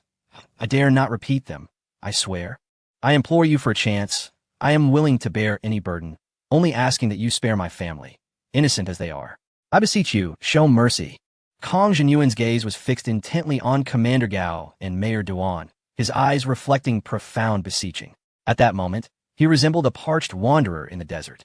On the brink of collapse, he glimpsed the distant mirage of hope, fully aware it might be illusory, yet striving with all his might to seize it, even if it proved futile. The incident involving Wang Yu was but a trifling matter. Should Mayor Duan and Commander Gao consider granting him clemency? Perhaps a glimmer of redemption remained. The thought echoed incessantly in his mind, as if it were his sole lifeline. At the very least, he wished to preserve his father's position. That position was not only the foundation of the Kang family, but also the source of his brazen arrogance over the years. If that were lost, the Kang family would indeed face ruin. Kang Jinyuan, do you still not comprehend your predicament? Mayor Duan observed the young man before him, shaking his head, a complex emotion evident in his eyes. The Kang family had established roots in the metropolis a century ago, weathering storms and achieving prominence. Yet, who would have anticipated that this generation would produce a scion as inept as Kang Jinyuan, who had brought forth such calamity? The century-old legacy of the Kang family now teetered on the brink of destruction due to his folly.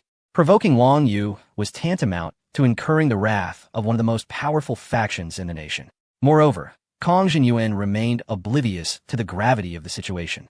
Was it of any use to plead with Commander Gao? Even if he and Gao Xiong were inclined to assist the Kang family, they would stand as mere ants against a towering tree in the face of the Wang family's formidable clout. Furthermore, until Wang Yu voiced his stance, neither Mayor Duan nor Commander Gao would dare make any unilateral decisions. With such a background as Wang Yu's, it was clear that even those in higher echelons would not intervene lightly. After all, Mayor Duan was merely a minor city official, and Commander Gao was just a regional head. With the elder of the Wang family having spoken, should he dare to advocate for Kang Jinyuan, he would surely find himself vacating his office by nightfall. As Kang Jinyuan listened to Mayor Duan's words, his body trembled violently, as if doused in a frigid cascade of water from head to toe. The last flicker of hope within him was irrevocably extinguished. Slowly, he raised his head, his gaze drifting past Mayor Duan and Commander Gao, landing instead on Wang Yu, who stood nearby. Wang Yu maintained an air of nonchalance, his expression imbued with a hint of indifference, as if the unfolding events were of no consequence to him. This composure and tranquility stirred within Kang Jinyuan a tumult of emotions, a blend of resentment, rage, and an overwhelming sense of powerlessness. His lips quivered slightly, his voice hoarse and subdued, tinged with suppressed emotion. Wang Yu, I admit my fault in this matter. I apologize to you.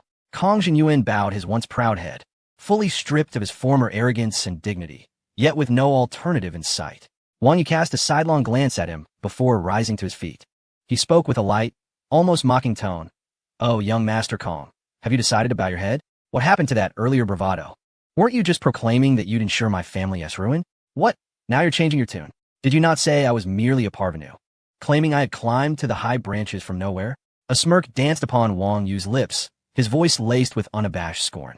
He leisurely approached Kang Jinyuan, gazing down upon him with an expression rich in derision. Now, do you comprehend which high branch I have indeed ascended? I preferred your previous defiant demeanor. Do indulge me by reverting to it. Kang Jinyuan's fists clenched tightly, his nails digging deep into his palms, oblivious to the pain.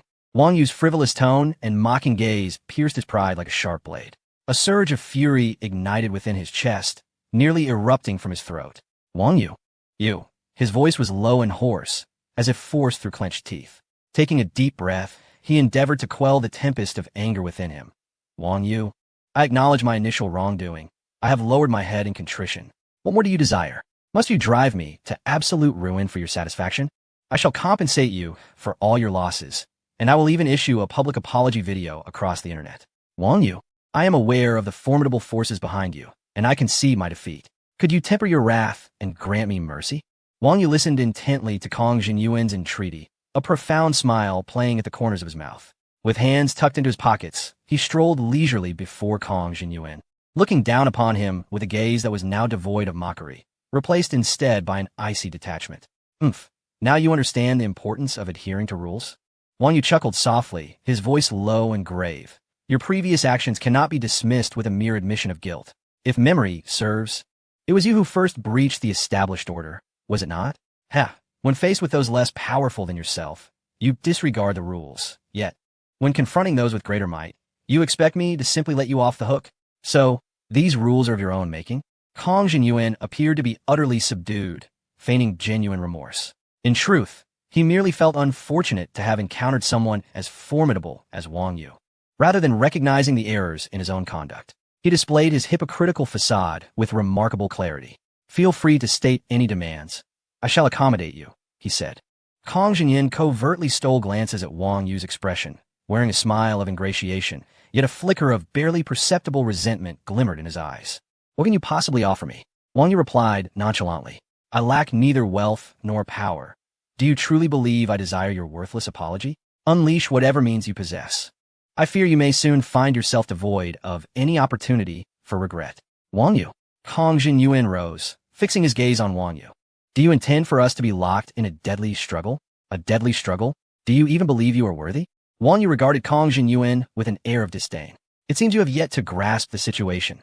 You are the one beseeching me, and this is your attitude? One should practice mercy. In Modu, we are all bound to encounter one another again. Severing ties serves no benefit to you. Why not take a step back and leave a path open for both parties?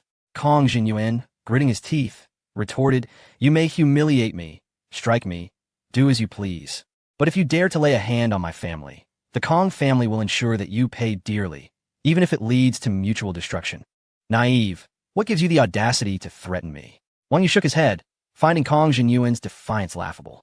It was astonishing to witness such foolishness from a second-generation rich kid, unaware of the calamity looming over him, yet still daring to issue threats. One would expect that those of privilege have received the finest education and would refrain from such irrational statements. I had hoped you possessed some awareness of the circumstances. Evidently, I overestimated you. Wang Yu stifled a laugh, his contempt growing more evident. Your notion of mutual destruction is but a farce in my eyes. With the meager influence of the Kong family, do you really think you can contend with me? Just as Kong Jinyuan was about to respond, his phone rang. He retrieved it from his pocket and saw that it was a call from his father. Instantly, his expression darkened, and a flicker of panic crossed his gaze. His hand trembled slightly as he hesitated before answering the call. Hello, Dad, what is it? He said, holding the phone awkwardly. You ungrateful wretch. What trouble have you caused? Just how big a mess have you gotten yourself into? I have exhausted all my connections, and I cannot find anyone to help you. The furious roar of Kong Zongyao erupted from the other end of the line. In Kong Jinyuan's memory, his father was the type who remained unflappable in the face of calamity, always maintaining absolute composure. From a young age, his father had taught him the importance of staying calm in crises. Yet at this moment, the wrathful voice emanating from the phone sent him into a state of panic. Dad, don't call me Dad. I have no son like you. Kong Jinyuan's words were abruptly cut off by his father's furious interjection. His voice, rendered hoarse by extreme anger, echoed with a sense of despair. After all these years, have you forgotten everything I taught you? I instructed you to act with humility, to refrain from abusing the power our family possesses. Yet, you disregarded my words entirely. Now, you have plunged both yourself and our entire family into an abyss. I am finished. The Kong family is finished, and your actions have even landed the old man in the hospital. I can no longer concern myself with you. Henceforth, do not claim to be my son. The Kong family cannot withstand any more turmoil. The call was abruptly terminated on the other end. Kong Jinyuan stood there, holding his phone, utterly stunned. Meanwhile, at Rinji Hospital in the bustling metropolis, the elderly patriarch of the Kong family, Kong Desan, lay in a hospital bed, his frail hand trembling as he grasped the phone, dialing the numbers of several old friends.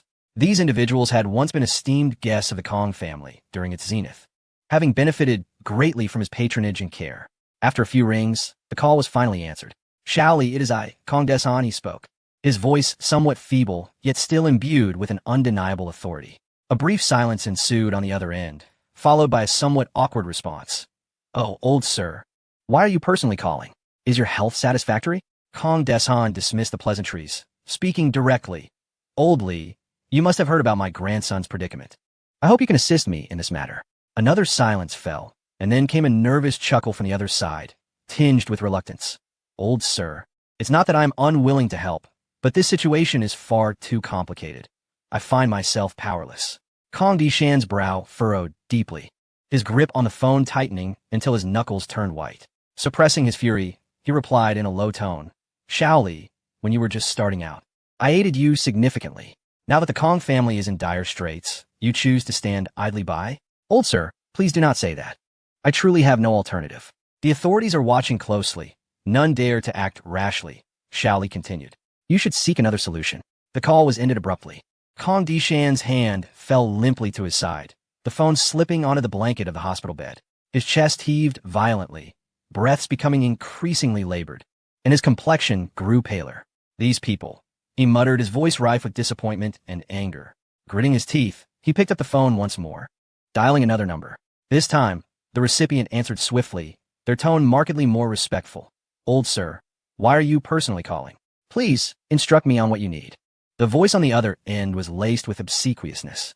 Kong Desan sighed in relief, then coldly stated, Xiao Zhang, you must be aware of my grandson's situation. I hope you can intercede and offer some assistance. After a moment of silence, Xiao Zhang's tone shifted to one of discomfort. Old sir, this matter is truly difficult to navigate. If I were to intervene recklessly, I fear I might jeopardize my own position.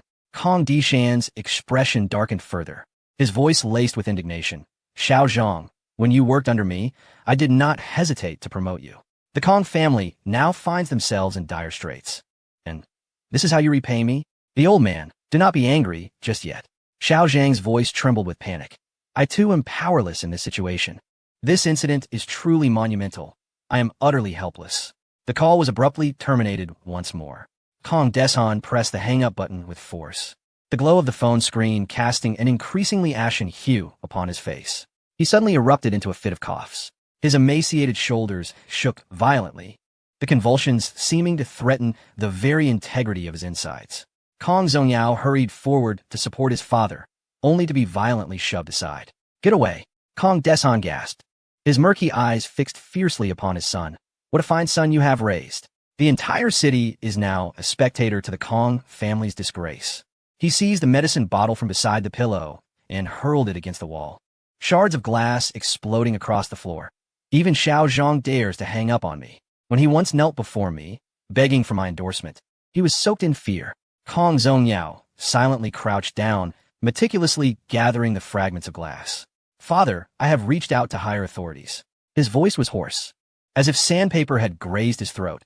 He said there is no hope left and advised me not to contact him again. Kong Desan slumped onto the bed, his gaze hollow as it drifted towards the window. The once gentle sunlight now pierced his eyes painfully. How we, the Kongs, once commanded respect in this city. His voice was low and raspy, as if extricated from the crevices of his teeth. I have toiled diligently my entire life, amassing connections and a family legacy, only to have it all obliterated by this calamity. Father, it is my failure to properly guide Jinyuan. I am truly sorry, both to you and to our ancestors. Kong Zongyao-'s voice was steeped in endless remorse and self-reproach, each word striking him like a slap. Those who call me brother for a lifetime now scatter like frightened birds. Kong Desan offered a bitter smile, the wrinkles on his face etched deeply by the passage of time. Such is the fickleness of human relationships. In times of prosperity, they fawned over us. Now, in our misfortune, they scatter like dust. Kong Zongyao approached his father, yearning to offer solace, yet found his throat choked, rendering him speechless. Father, what shall we do next? At last, Kong Zongyao shattered the silence, his voice rife with helplessness. What else can be done? Kong Desan slowly turned his head, his gaze towards his son heavy with fatigue and resignation. The Kong family has truly met its demise this time. This bitterness must be swallowed. Do not even entertain thoughts of revenge against Wang Yu. If we can preserve the lives of our family, it will be a blessing amidst the misfortune. He paused, then continued. I hope Jin Yuan learns from this ordeal. Should he remain obstinate, the Kong family will be entirely finished. Father, I understand. Kong Zongyao nodded silently.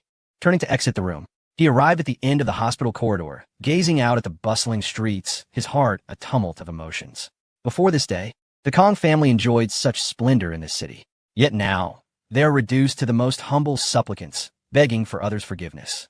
At the police station, Wang Yu heard the roar emanating from Kong Jinyuan's phone and glanced at Duan, Wenjun, and Gao Xiong, only to find them equally perplexed, exchanging bewildered looks.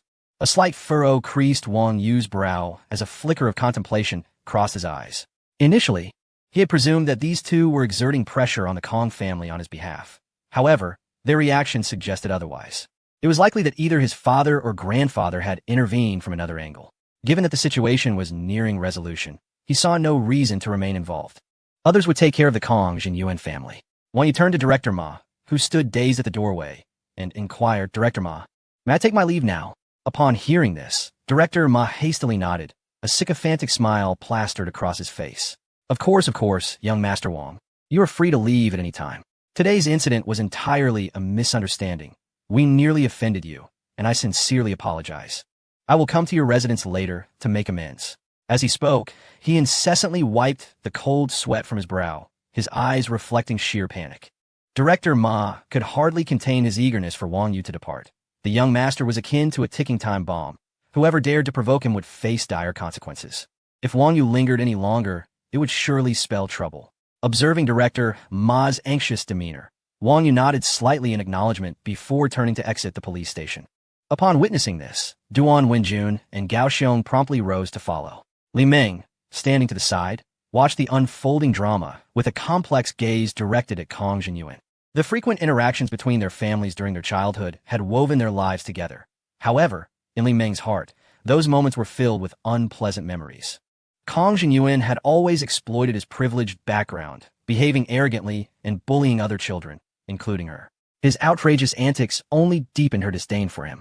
Now, seeing Kong Jinyuan in such a pitiful state, Li Ming felt no compassion, only a sense of satisfaction that he was finally receiving his comeuppance. Yet, this exhilaration was soon tempered by a wave of introspection. She couldn't help but reflect on the unpredictability of life. Once, the Kong family had basked in glory within this city, but now, due to Kong Jinyuan's reckless and foolish actions, they faced utter ruin.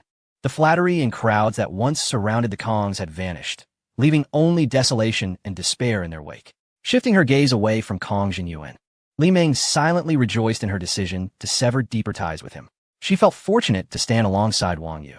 Recognizing that the downfall of the Kong family was of their own making, she resolved that her future must remain untainted by any association with such a person.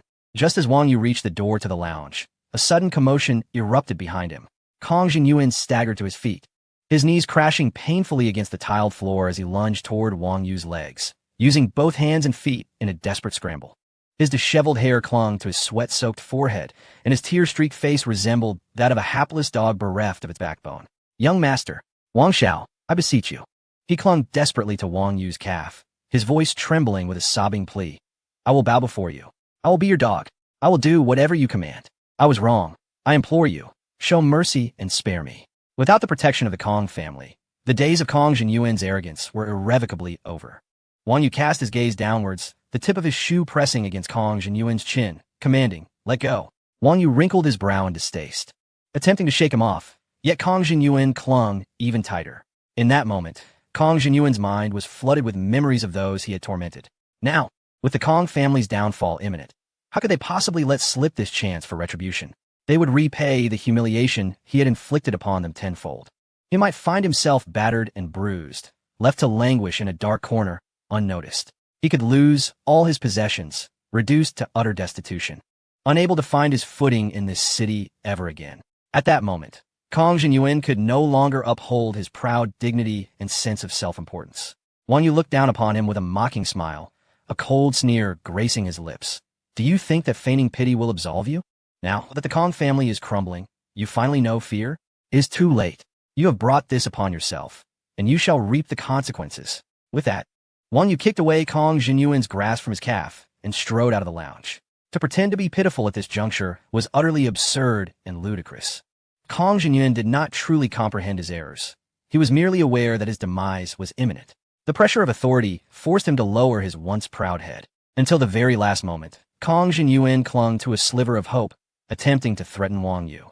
It was only when all his support had vanished that he resorted to begging Wang Yu for mercy, hoping to seize a flicker of potential salvation. Yet, it was far too late. Wang Yu remained indifferent to Kang Jinyuan's pleas, having no intention of granting him clemency. Kang Jinyuan, emboldened by his father's position as a deputy mayor, had acted with brazen arrogance, treating the lives of ordinary people as trifles. Now, that authority was being crushed by an even greater power, a fitting retribution, indeed. As for the future of Kang Jinyuan and the Kang family, it lay beyond Wang Yu's contemplation.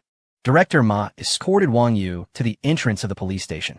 Mayor Duan and Commander Gao had long awaited his arrival, and upon seeing Wang Yu emerge, both wore gentle smiles. Mayor Duan kindly remarked, "The matter is nearly resolved. I have official duties to attend to, so I shall take my leave."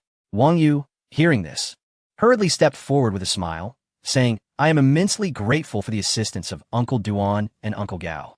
Otherwise, I would have faced countless hurdles alone. Thank you both. Should you ever require my help in the future, please do not hesitate to ask. You are too courteous, my child. In this city, consider it your home. Feel free to speak up if you need anything." Mayor Duan responded, waving his hand with a warm smile. "Your choice to study in our city demonstrates your trust in the organization. As the mayor of this city, it is my duty to ensure your safety." Chapter 164. A lifetime of misfortune in light of the recent events.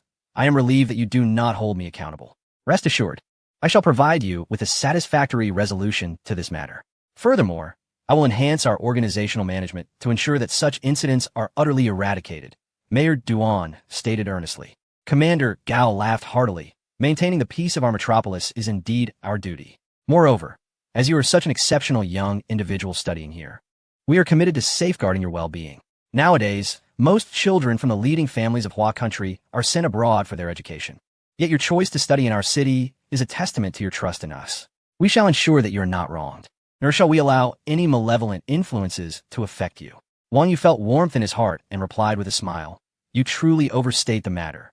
Should you require my assistance in the future, please do not hesitate to ask, esteemed uncles." Even now, Wang Yu was not entirely aware of his grandfather's circumstances, having gleaned only fragments of information that indicated a position of considerable stature. This only piqued Wang Yu's curiosity. If his grandfather had indeed held a prominent position, why did he perpetually present himself as an ordinary retired elder? In his daily life, he busied himself with tending to plants and occasionally playing chess, never alluding to his illustrious past. It was only after the recent events that Wang Yu began to grasp the extent of his grandfather's influence. Commander Gao, smiling, waved his hand dismissively and produced a business card from his jacket pocket, offering it to Wang Yu. "This is my contact information. In the event of any troublesome matters, do not hesitate to call me." Wang Yu received the card with both hands, examining it closely. Aside from phone number and a name, there was no further information. At that moment, Mayor Duan also presented his business card to Wang Yu, expressing concern. "This is my private number. Should you encounter any issues, feel free to reach out directly." Wang Yu expressed his gratitude repeatedly, carefully stowing the cards away. After he received the cards, Mayor Duan and his secretary turned to depart towards the black Audi 6 parked at the entrance. The vehicle gradually started, smoothly driving away from the police station. Wang Yu's gaze shifted to the imposing armored vehicle stationed at the entrance. Its substantial body, cloaked in a deep black sheen, reflected a cold, hard glimmer under the sunlight, the steel texture exuding power and authority. Commander Gao strode confidently towards the vehicle, flanked by several guards whose steps were synchronized with his. Upon reaching the vehicle's door, Commander Gao turned to wave farewell to Wang Yu, calling out, "I'm leaving now. Do not hesitate to speak up if you need anything." Wang Yu waved back, responding loudly, "Uncle Gao, take care. Thank you for your concern." Subsequently, Commander Gao entered the armored vehicle, and the door slowly closed behind him. The vehicle began to move, its wheels rolling away into the distance. At this juncture, Wang Yeding and the 18 lawyers approached Wang Yu and Li Meng, stating, "Young Master Wang, Miss Li, we apologize for not being able to assist further. If there is nothing else, we shall return to the firm." From the earlier events, Wang Yeding had come to understand that Wang Yu was no ordinary individual. The capabilities behind him exceeded his imagination, especially with both Mayor Duan and Commander Gao present. This matter could have been resolved perfectly without the intervention of their lawyers. Thank you all for your assistance. Wang Yu nodded and remarked, I have nothing to be particularly grateful for. I possess numerous properties under my name, and in the future, the company's legal affairs will undoubtedly require your help. Young Master Wang, you are far too polite. Upon hearing Wang Yu's words, Wang Yeding's previously somewhat reserved expression was instantly replaced by a beaming smile. The lawyers also nodded in agreement, their faces radiating excitement as they chimed in. After exchanging pleasantries with them, Wang Yeding and his companions drove away from the police station. At the entrance of the police station, only Wang Yu, Li Ming, and the somewhat anxious director Ma Zhilei remained. Wang Yu nodded to Director Ma, and then said to Li Ming, Shall we be on our way? Li Ming nodded, retrieved her car keys from her bag, and pointed to the white Porsche 718 across the street, saying, I drove here. Let us take my car. I'll give you a ride. Wang Yu's expression changed abruptly, and he quickly replied, Wait, let me drive instead. Very well. Li Ming pouted slightly, feigning displeasure as she handed the car keys to Wang Yu.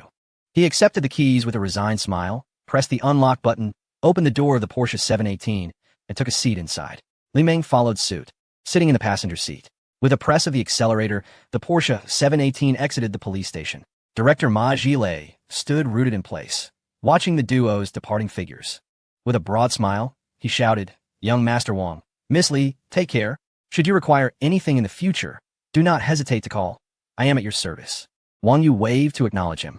As he observed the car drive away, Director Ma let out a sigh of relief, his demeanor deflating like a punctured balloon. Undoubtedly, today was the most perilous situation he had encountered in decades. A slight misstep could have cost him his position.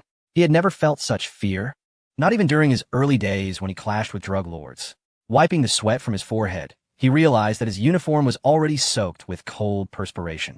He staggered and leaned against the glass door of the duty room, leaving 5 faint sweat marks on the tempered glass with his fingertips. Damn it! The more he pondered, the angrier he became, and he kicked a nearby trash can in frustration. The can clattered to the ground, its sound echoing sharply in the silent police station. He felt as though he had experienced a streak of extraordinarily bad luck today, having been unjustly embroiled in this calamity. He blamed Captain Li for his reckless actions, apprehending individuals without prior notice, which directly led to that chaotic scene earlier. He felt compelled to reprimand him thoroughly. After all, he had worked hard to bring Wang Yu back. Furthermore, he had long harbored a disdain for Kong Jinyuan. Previously, he had refrained from confronting him due to the influence of the Kong family and Deputy Mayor Kong. However, now that the Kong family was in decline and Kong Jinyuan had lost his former arrogance, becoming a target of public scorn, Director Ma was determined to file charges of reckless driving and creating public disturbances against him. As he contemplated this, a cold smirk appeared on his face. After all, this matter was entirely the responsibility of Kong Jinyuan. He turned and strode into the police station, heading straight for Captain Li's office. Upon pushing the door open, he found Captain Li seated at his desk, listlessly flipping through documents. Noticing Director Ma's entrance, Captain Li instinctively rose to his feet, a flicker of tension crossing his face. Director, is there something you need? Captain Li was about to speak when he was interrupted by Director Ma. You still recognize me as the director? Director Ma's eyes widened in anger as he slammed his palm on the table. Do you even regard me as your superior? Such a serious matter as apprehending suspects. And you acted without my knowledge, nearly leading us into disaster. Do you have any idea what kind of individuals you have provoked? Captain Li bowed his head, scarcely daring to breathe. I received the news and acted in haste. In haste? Director Ma scoffed. Your haste nearly jeopardized our entire precinct. Had it not been for Wang Xiaoquan's magnanimity and the intervention of Mayor Duan and Commander Gao, we would have faced dire consequences. Director, I was wrong. I truly recognize my mistake, Captain Li said, his face a mask of regret as he repeatedly apologized. Wasn't this how he always handled things before? Director Ma had specifically instructed that Kong Jinyuan's case be prioritized. Now, he turns to blame me. Who could have anticipated Wang Yu's formidable background? Even the Kong family was ensnared. Chapter 165. A single blow to avoid 100. Observing Captain Li's demeanor, Director Ma's fury subsided somewhat. You will draft a thorough self-reflection and present it at the next assembly of all officers. During this time, I expect you to deeply contemplate your actions. Should there be a repeat of this incident, do not expect to remain in this position. Captain Li nodded fervently. Yes, I will comply. Wang Yu drove the Porsche 718 with one hand, navigating the road smoothly maintaining a speed well within the limit, neither too fast nor too slow. At that moment, Li Meng was oblivious to Wang Yu's pace. She frequently turned her head in his direction, her lips parting slightly as if to speak, only to quickly close them again, displaying a sense of hesitation. Her fingers instinctively tugged at the hem of her clothing, wrinkling it with anxious twists. After a while, Li Meng took a deep breath, her gaze transitioning from initial evasion to resolute determination. She fixed her eyes on Wang Yu's profile and said, "I'm sorry." Wang Yu responded, somewhat taken aback as he glanced at her. "Why the sudden apology? This incident was entirely caused by me, leading Kong Jinyuan to target you. I never anticipated he would react so vehemently, creating such turmoil." Li Meng lowered her head, her voice laden with self-reproach and regret. "Had I not insisted on taking you to the Tianma racing circuit, you would never have encountered Kong Jinyuan, nor would he have come after your car, resulting in everything that followed. I never imagined he would be so deranged, even aiming to threaten your family. Moreover, your Apollo is now totaled. I am truly sorry." Wang Yu couldn't help but chuckle. "This is not your fault. Do not take this matter to heart." He gently rested one hand on the steering wheel, his fingers tapping lightly to the rhythm of the music. Wang Yu gazed contemplatively at the vehicles ahead. In truth, the occurrence was fortuitous for him. Even if today had not witnessed the likes of Kong Jinyan, that buffoon, coming to provoke him, tomorrow would undoubtedly bring forth others of similar ilk, such as Chun Jinyuan and Huang Jinyuan. As he dialed Wang Jiangwo, he had already resolved not to conceal his identity, beyond the formidable influence of his grandfather, which surpassed even Wang Yu's wildest imagination. Everything else fell well within his expectations. There exists no wall that does not allow the passage of sound. How could shadows remain hidden in this world? The events at the Songshan police station today had surely circulated among certain circles in the magical metropolis, and his name had likely become a topic of casual conversation. His background must have sparked countless inquiries and speculations. This was precisely the outcome Wang Yu desired. To strike a decisive blow is to prevent a multitude of blows from following.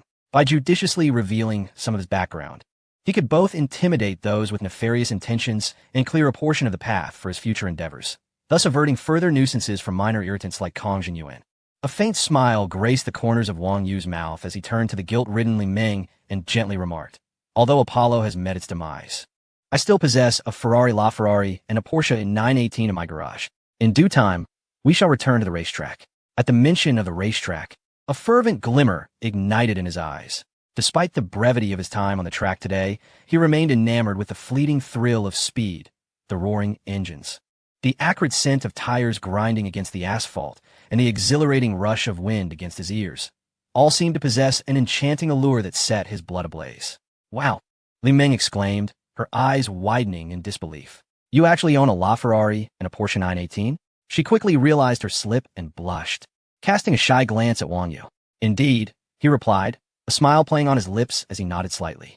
Li Meng trembled with excitement, her hands quivering as she fixed her gaze upon him. "Those cars have always existed solely in my dreams. I never imagined you truly possessed them. Then, we must find an opportunity to visit the racetrack in the future." Her mind raced with vivid images, and she swallowed hard. Wang Yu drove the Porsche 718 back to the Qianmu Palace. As the car smoothly entered the underground garage, the lights in his designated parking spot illuminated sequentially. Bathed in the soft, bright glow, a lineup of top-tier supercars stood in immaculate order, resembling a luxurious automotive museum. The metallic exteriors shimmered with reflected light.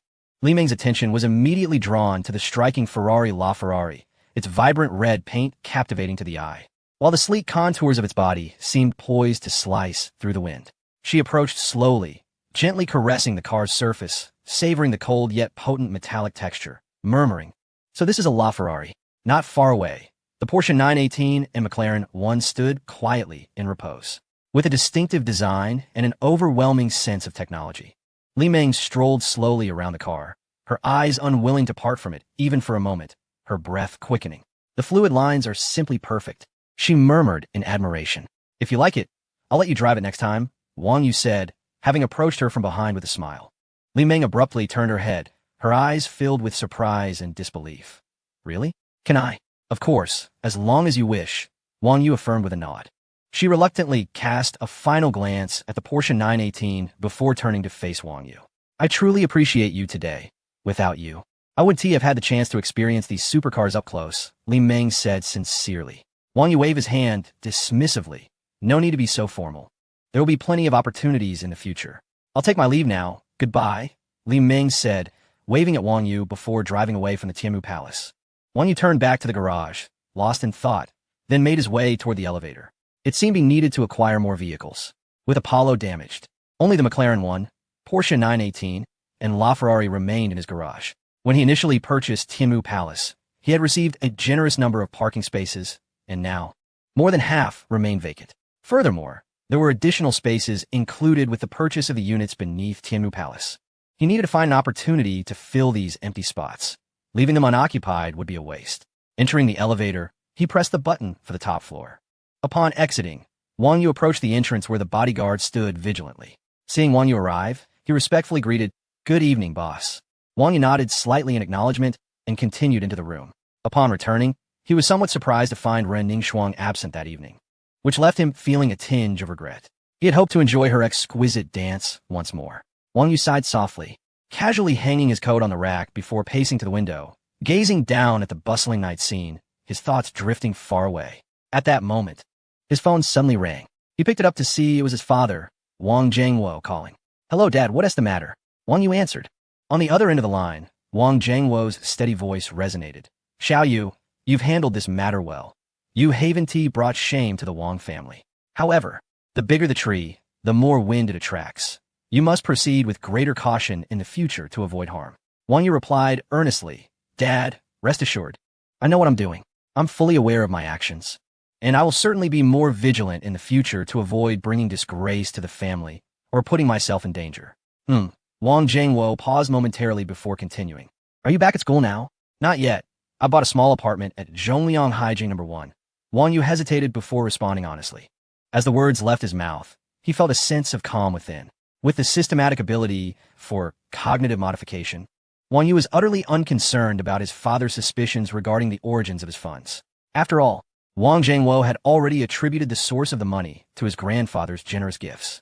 This way, many matters could be effortlessly dealt with, alleviating Wang Yu from the burden of concocting excuses.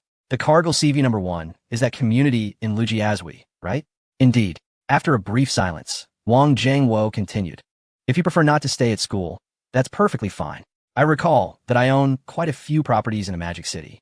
It would be a waste for them to remain unoccupied. I'll have the butler organize the details and send them over for you to choose from." Wang Zhengwo said indulgently. "No need, Dad. This apartment is quite satisfactory, just enough for my needs." Wang Yu replied with a wry smile, understanding his father's good intentions.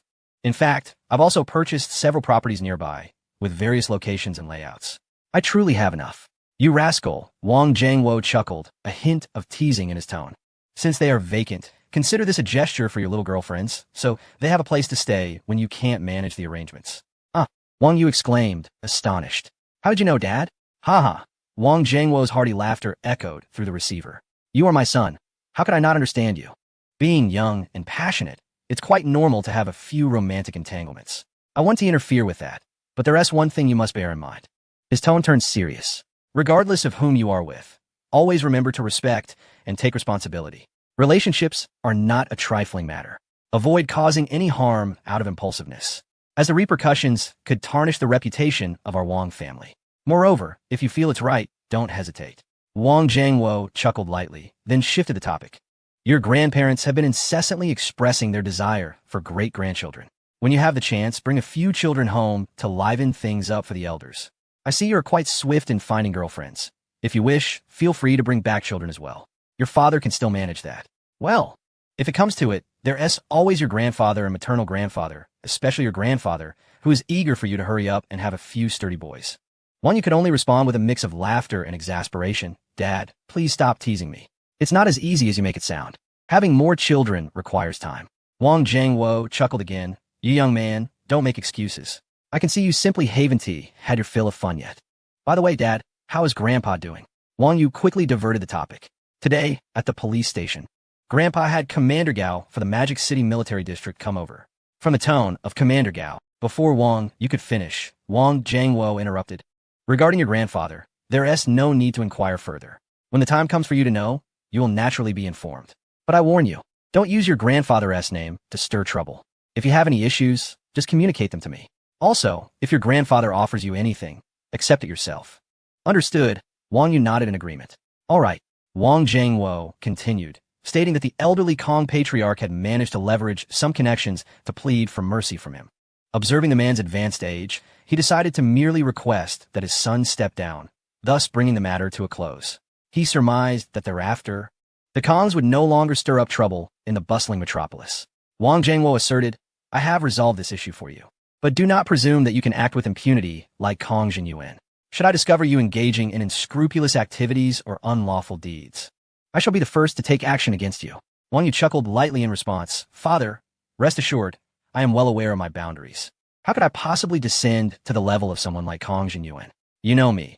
I am quite devoted and have a penchant for beautiful women. Beyond that, I am not one to provoke anyone. I am rather unassuming. I know. I still have faith in my son, came Wang Zhangwo's voice, filled with pride from the other end of the line. His hearty laughter echoed through the phone. Over the years, he and Wang Yu's mother had instilled a strict discipline in him, ensuring that he exhibited none of the arrogance or capriciousness typically associated with affluent youths. Instead, he was humble and courteous. Wang Zhangwo did not demand extraordinary capabilities from Wang Yu.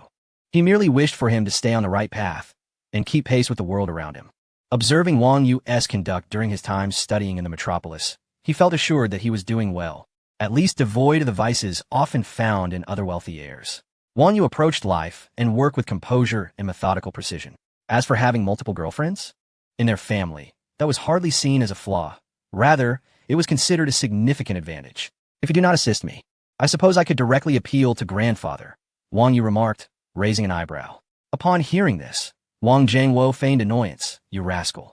Now, you're trying to leverage your grandfather against me? It seems he may hold more sway than you do. Wang Yu replied in a teasing tone, indeed. The abrupt sound of a busy signal rang in Wang Zhangwo's ears as he abruptly ended the call. This sudden interruption served as a definitive pause in their playful exchange. Holding his phone, Wang Yu wore a triumphant smile.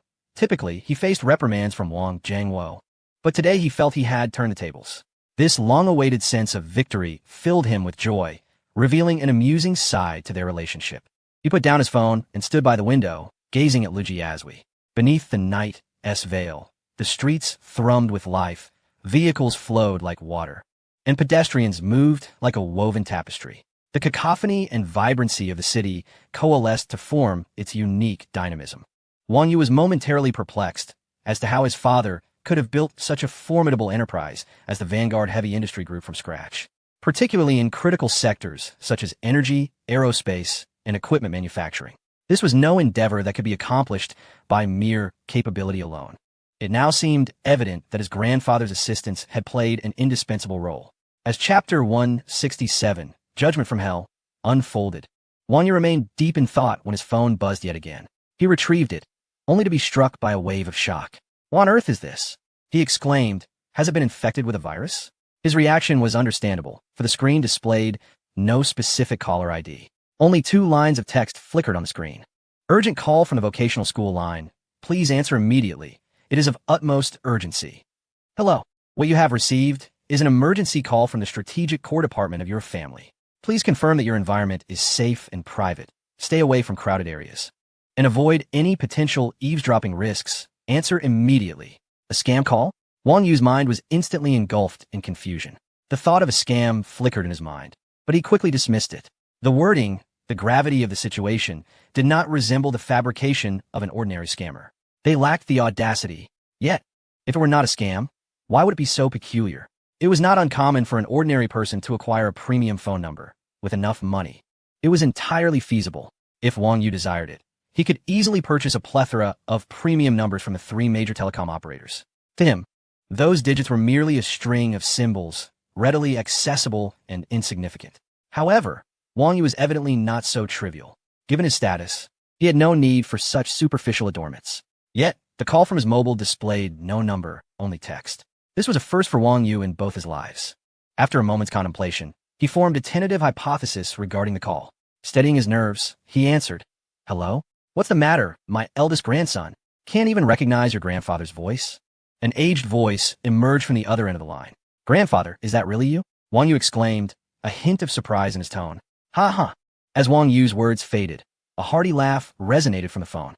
As expected of my eldest grandson, I hope I didn't frighten you. No. Wang Yu replied with a smile. I must also thank you for standing up for me today and dealing with the Kong family. Humph. A mere Kong family dares to bully my well-behaved grandson? The old man snorted coldly. If I hadn't intervened, you would have been bullied at the police station without even realizing it. Your father is of no help. He seems to be regressing with age. My dear grandson, being bullied by such a minor family is intolerable. Thankfully, you are unscathed. Had you sustained even the slightest injury, I would ensure that not a single one of the Kongs remains. The old man's voice suddenly darkened, imbued with an aura of menace. As if laced with ice, dare to lay a hand on my grandson, they must consider whether they possess the capability. This time, it was merely a small warning. Should they remain unrepentant and attempt retaliation, I will ensure that the Kong family is eradicated from this world. That every one of them pays a grievous price for their actions today. As Wang Yu listened to his grandfather's menacing words, a chill raced down his spine, and he involuntarily shuddered. He had never witnessed his grandfather's fury to such an extent. The chilling tone seemed as if it were a judgment from hell. Wang Yu harbored grave doubts about whether his grandfather had taken a life in his youth. Otherwise, how could such malevolence emanate from him? Taking a deep breath, Wang Yu endeavored to calm the tumult within his heart. He steadied his mind and cautiously spoke. Grandfather, I understand your concern for me. However, the Kong family has operated in this region for many years. Their roots are deep. If we push matters to an extreme, might it not provoke unnecessary trouble? Trouble? The old man scoffed. Did they consider the possibility of trouble when they provoked you? After a lifetime of battles, do you think I fear them? As he spoke, the glorious memories of his past seemed to flicker in the old man's eyes. He continued slowly, you are still young, there are things you do not yet comprehend. In this chaotic era, I carved out my own path, encountering countless hardships. Those who sought to trample on me all returned defeated. Grandfather, you back then. Wang Yu could not help but feel curious, wanting to delve deeper. The old man paused, then softened his tone. Those are all matters of the past, long gone. Best left unspoken. Though Wang Yu's curiosity was piqued, he refrained from pressing further, burying his intrigue deep within. I feel quite embarrassed. For my reckless behavior outside has brought shame upon you. Grandfather, Wang Yu smiled. My dear grandson, where have you acted recklessly? The old man countered. I have learned that it was they who actively provoked you. If a young man possesses no fire in his belly, can he truly be called young? He continued. Who among us is not erred in youth? You truly are my beloved grandson. Your spirit mirrors mine from my younger days. As members of the Wang family, we must possess this fierceness. We must never retreat in the face of adversity. You have your father behind you, and I stand by you as well. Fear not. Our family's present standing is built upon the courage to confront challenges at critical moments. Every action you take outside, I observe. Your youthful vigor is commendable. Do not let a fleeting mistake diminish your self-worth. I have never deemed you a disgrace. On the contrary, I have always taken pride in you. Your ability to bring back the Yongle Encyclopedia has brought me joy, allowing me to hold my head high before those old geezers. Ultimately, I have labored my entire life for the sake of future generations to carve out a brighter path for you. Has my dear grandson committed any transgressions? Who could possibly take issue with you? I would like to see anyone with the audacity to grasp the tiger's whiskers. Though the old man's voice was aged, it resonated with authority. Wang Yu took a deep breath, calming the tumult within. With such a formidable grandfather to protect him, Wang Yu felt an overwhelming sense of reassurance and solidity. It could be said that as long as he desired, there was no one in the vast land of Huagua he would dare not confront. In his presence, regardless of the grandeur of their titles, even the most formidable dragon must submit, and the mightiest tiger of the mountains could only lie subdued. Originally, I intended to send someone to bring you some living expenses for your studies in the Magic City. However, I did not expect your father, that miser, to be so generous this time. The old man's hearty laughter echoed through the receiver. But it is for the best. It is rare for him to be so enlightened and to show concern for his son. Though it may not be much, it should suffice for your needs. In the bustling metropolis, should you find yourself short on funds, do not hesitate to confide in Grandpa. He will generously assist you. Wang Yu couldn't help but chuckle at the absurdity of it all, with billions at his disposal. The notion that he would need his grandfather's financial support for mere subsistence was amusing. Wang Jingwo mistakenly believed that this wealth was bestowed upon him by his grandfather, while Grandpa now assumed that Wang Jingwo was the source of these funds. The situation was quite entertaining, yet Wang Yu had no intention of clarifying the misunderstanding. It spared him the effort of explanation. Chapter 168. A heart filled with the people, you, my boy, are clearly no model of restraint. The moment you arrived in the metropolis, you sought out numerous romantic companions. Truly, you are my grandson, embodying the charm of your grandfather in his youth.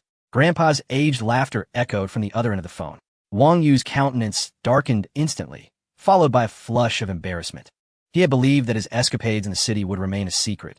Yet not only was Wang Jiangwo aware, but even Grandpa had learned of his multiple relationships. Despite having lived 2 lives, Wang Yu felt a burning shame wash over him. Grandpa, who have you heard this from? Surely, it cannot be as exaggerated as you say. He stammered. Do you think you can hide anything from me? Every action you take in the metropolis reaches my ears, Grandpa chuckled heartily. My dear grandson, strive diligently, and perhaps by next year, you shall bless me with a few robust grandchildren, so I may hold my great-grandchild in my arms. That would fulfill my greatest wish. Wang Yu's face grew even darker. He protested, Grandpa, you truly are pushing me into a corner. Next year? Isn't that a bit too hasty? I am still but a student. And what of it? Grandpa retorted, unabashed. In my day, I had your father at your age. One must engage in appropriate endeavors at each stage of life. The abundance of young ladies around you is a positive sign, indicative of the admirable traits of the Wang lineage. If you desire, have several children, what joy that would bring. Coughing interrupted Grandpa's words, and Wang Yu's concern grew. Grandpa, are you all right? All is well, my dear, Grandpa reassured between coughs. Just an old ailment, it will pass. After a while, he regained his composure and sighed. As one ages, the body becomes less cooperative. A cough can seem endless. Grandpa, how is your health? Wang Yu inquired anxiously. Fear not. My health will sustain me for at least another decade. I am well cared for by medical professionals, though age brings its minor inconveniences. My old frame is sturdier than you might think. I have weathered countless storms in my lifetime. These trifling ailments are nothing to fret over. At the rate you are attracting romantic interests, I should still be able to cradle my great-grandchild. Upon hearing this, Wang Yu finally felt a sense of relief. This is indeed his own grandfather, and the bond of blood runs deep. Wang Yu naturally does not wish for any issues to arise with his grandfather's health. However, he is perplexed as to why his grandfather continually brings up the matter of his girlfriend. Given his grandfather's character, it is likely that it won't be long before the upper echelons of the capital are aware of his affairs. The mere thought of this darkened Wang Yu's expression further. He pondered if there were any means to conceal matters from his grandfather and Wang Jiangwo. Ultimately, he resigned himself to despair regarding this notion. Considering the status of Wang Jiangwo and his grandfather, the instances in which they could be kept in the dark in Huagua are exceedingly rare. Should they desire, they could ascertain anything Wang Yu does in the Magic City within half an hour. Perhaps, even now, there are individuals arranged by his grandfather and Wang Jiangwo residing in his community. With a resigned sigh, Wang Yu reflected on the situation. Although he did not relish being under surveillance, this was merely a manifestation of his family's affection. After all, Wang Yu's identity is indeed somewhat sensitive. Even in Huagua, a nation renowned for its safety, one must remain vigilant at all times. He could only hope that the system might yield some special attributes in due course. Wang Yu silently prayed to draw attributes that could enhance his personal strength. This way, his grandfather and Wang Jiangwo would have no reason to dispatch individuals for his surveillance and protection. Your grandfather shall not disturb you any longer. You must be weary of my incessant prattle. The old man's voice emanated from the phone, tinged with reluctance. You young folks have your own thoughts, and I have little more to impart. Grandfather, what are you saying? How could I possibly find you tiresome? Wang Yu promptly replied. The elderly gentleman had merely been an ordinary civil servant in his previous life, now occupying a high position. Yet in Wang Yu's eyes, he remained akin to an ordinary old man. He yearned to converse more, yet feared that Wang Yu might find his musings tedious. Regardless of his grandfather's esteemed status and the respect he commanded externally, in Wang Yu's presence, he was merely an elderly man craving companionship, anxious about being deemed bothersome. They are both mere mortals, and kinship transcends status. The warmth of familial concern enveloped Wang Yu, filling him with solace. Your ability to think this way brings me great joy. To make time to visit your grandfather and grandmother in the capital, the old man continued, chuckling softly. Your grandmother and I often find ourselves rather bored in the capital. Our days consist of watching television and taking strolls, with little excitement to be found. Your grandmother misses you dearly.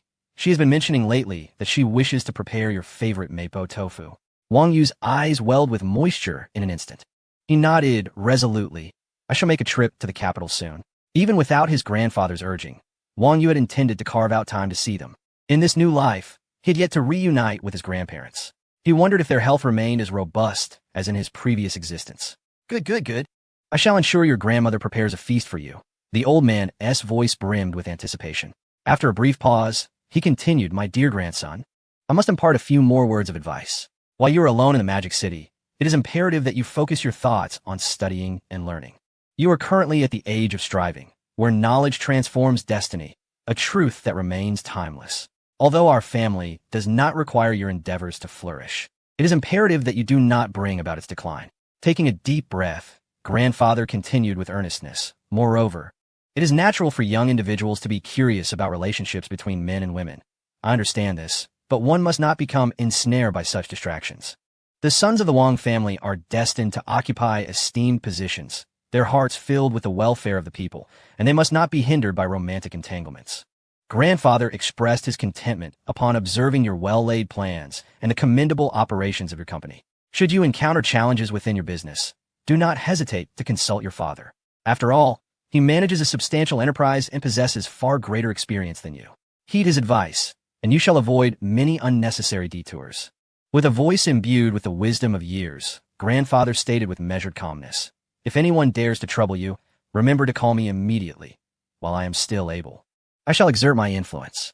I hope you can gradually rise to the occasion and uphold the dignity of our family. I cannot rely on your father. You are the sole male descendant of the Wang lineage, and my hopes rest upon you. Your second uncle has now reached a pivotal position. With my support over the next few years, he too will stabilize, allowing me to rest easy. Chapter 169. A minor misunderstanding, I understand. Grandfather, Wang Yu replied earnestly. On the other end of the line, grandfather continued, if you encounter anyone deliberately seeking to provoke you, do not fear. Simply invoke my name. If they remain obstinate, allow your bodyguards to handle the situation. They would not dare to act against you.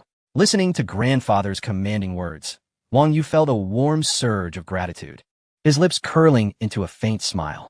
Grandfather, as ever, stood unwaveringly by his side, providing support from the shadows, despite his high status. After ending the call, Wang Yu noted the nearly hour-long conversation with contemplation before tucking his phone into his pocket. He stretched, feeling the fatigue of the day enveloping him, and decided to indulge in a hot shower to unwind. Entering the bathroom, he turned on the Hansgrohe shower, warm water cascading over him.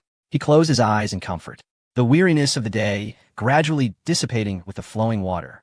After a considerable time, he finished his shower and casually wrapped himself in a towel as he emerged. Just as he reached for a towel to dry his hair, the door swung open abruptly, and Long Lily entered. Their eyes met, and instinctively, Long Lily glanced over. There stood Wang Yu, his broad shoulders barely contained by the towel, with well-defined pectorals subtly revealed. Below, his 8 sculpted abdominal muscles exuded strength, each contour resembling a finely crafted work of art. Coupled with his towering height of 188 centimeters, he presented a striking visual impact. Wang Yu radiated an irresistible aura of masculinity simply by standing there. Long Lily was momentarily taken aback, her cheeks flushing with a delicate hue as she reproached. Why are you not dressed? You have the audacity to come out like this in your own home? Wang Yu chuckled, shrugging nonchalantly, and puffed out his chest. What's the matter? Are you embarrassed to see your handsome boyfriend like this? You're just being glib, Long Lily retorted, rolling her eyes. She stepped forward and gently punched him, saying, I passed by a cake shop today and bought you a slice of cheesecake. It's quite delicious. I've left it on the table for you. Don't forget to have it later. Long Lily gazed at Wang Yu with concern, her eyes brimming with worry. By the way, I heard you had a conflict this afternoon that escalated to the police station. Are you all right? Wang Yu felt a warmth in his heart as he grasped her hand, smiling reassuringly. Really, I'm fine. It was merely a misunderstanding. Going to the police station was just a formality. Yet, Long Lily remained uneasy, her brows knitted. I fear they might have harmed you. What if you got hurt? I will be so distressed. I know you're worried about me, but look, I'm perfectly fine, Wang Yu said, pulling her into his embrace and planting a soft kiss on her forehead. As long as you're unharmed. Long Lily sighed in relief, the worry on her face gradually dissipating. You have no idea how anxious I was this afternoon. A group of aggressive individuals stormed into the company, demanding the financial records, claiming you had been taken to the police station. She patted her chest, still shaken. I was at a loss when suddenly one of them received a phone call. After that call, they immediately shifted their demeanor, apologizing profusely, completely different from their earlier arrogance, and hurriedly left. It's all over now. It won't happen again. I assure you, Wang Yu gently reassured her. Although today's events were instigated by Li Meng, the ultimate outcome marked the complete downfall of the Kong family. Wang Yu had neither the time nor inclination to deal with the minor players beneath them, who were merely acting under Kong Jinyuan's orders. Lily, you've truly endured a lot, he said softly, cupping Long Lily's face and tenderly caressing her cheek. Long Lily lifted her gaze, her eyes sparkling with emotion, a hint of reproach in her voice. As long as you understand, you mustn't make me worry like this again. It's late. Why don't you stay here tonight? Wang Yu suggested, his eyes glimmering with an intensity that brooked no refusal. Before Long Lily could respond, he suddenly bent down, his strong arms encircling her legs and back, effortlessly lifting her. Long Lily gasped, instinctively wrapping her arms around Wang Yu's neck, her face a portrait of surprise and shyness. What are you doing? Wang Yu, however, offered no reply, a mischievous smile playing on his lips as he strode purposefully toward the bedroom. The soft, amber light of the bedroom bathed them, outlining their intimate silhouettes. As night fell, the city's nightlife began to awaken, with a vibrant food street near the financial district bustling with lively calls and chatter. The enticing aroma of grilled skewers, the distinctive scent of stinky tofu, and the sweet fragrance of milk tea all meld together, captivating wave after wave of eager diners. Nearby, groups of students frolic and laugh, weaving through the crowd with freshly cooked delicacies in hand, relishing the delightful moments. As Wang Yu and a few roommates arrived, they immediately spotted several vibrant and attractive young women.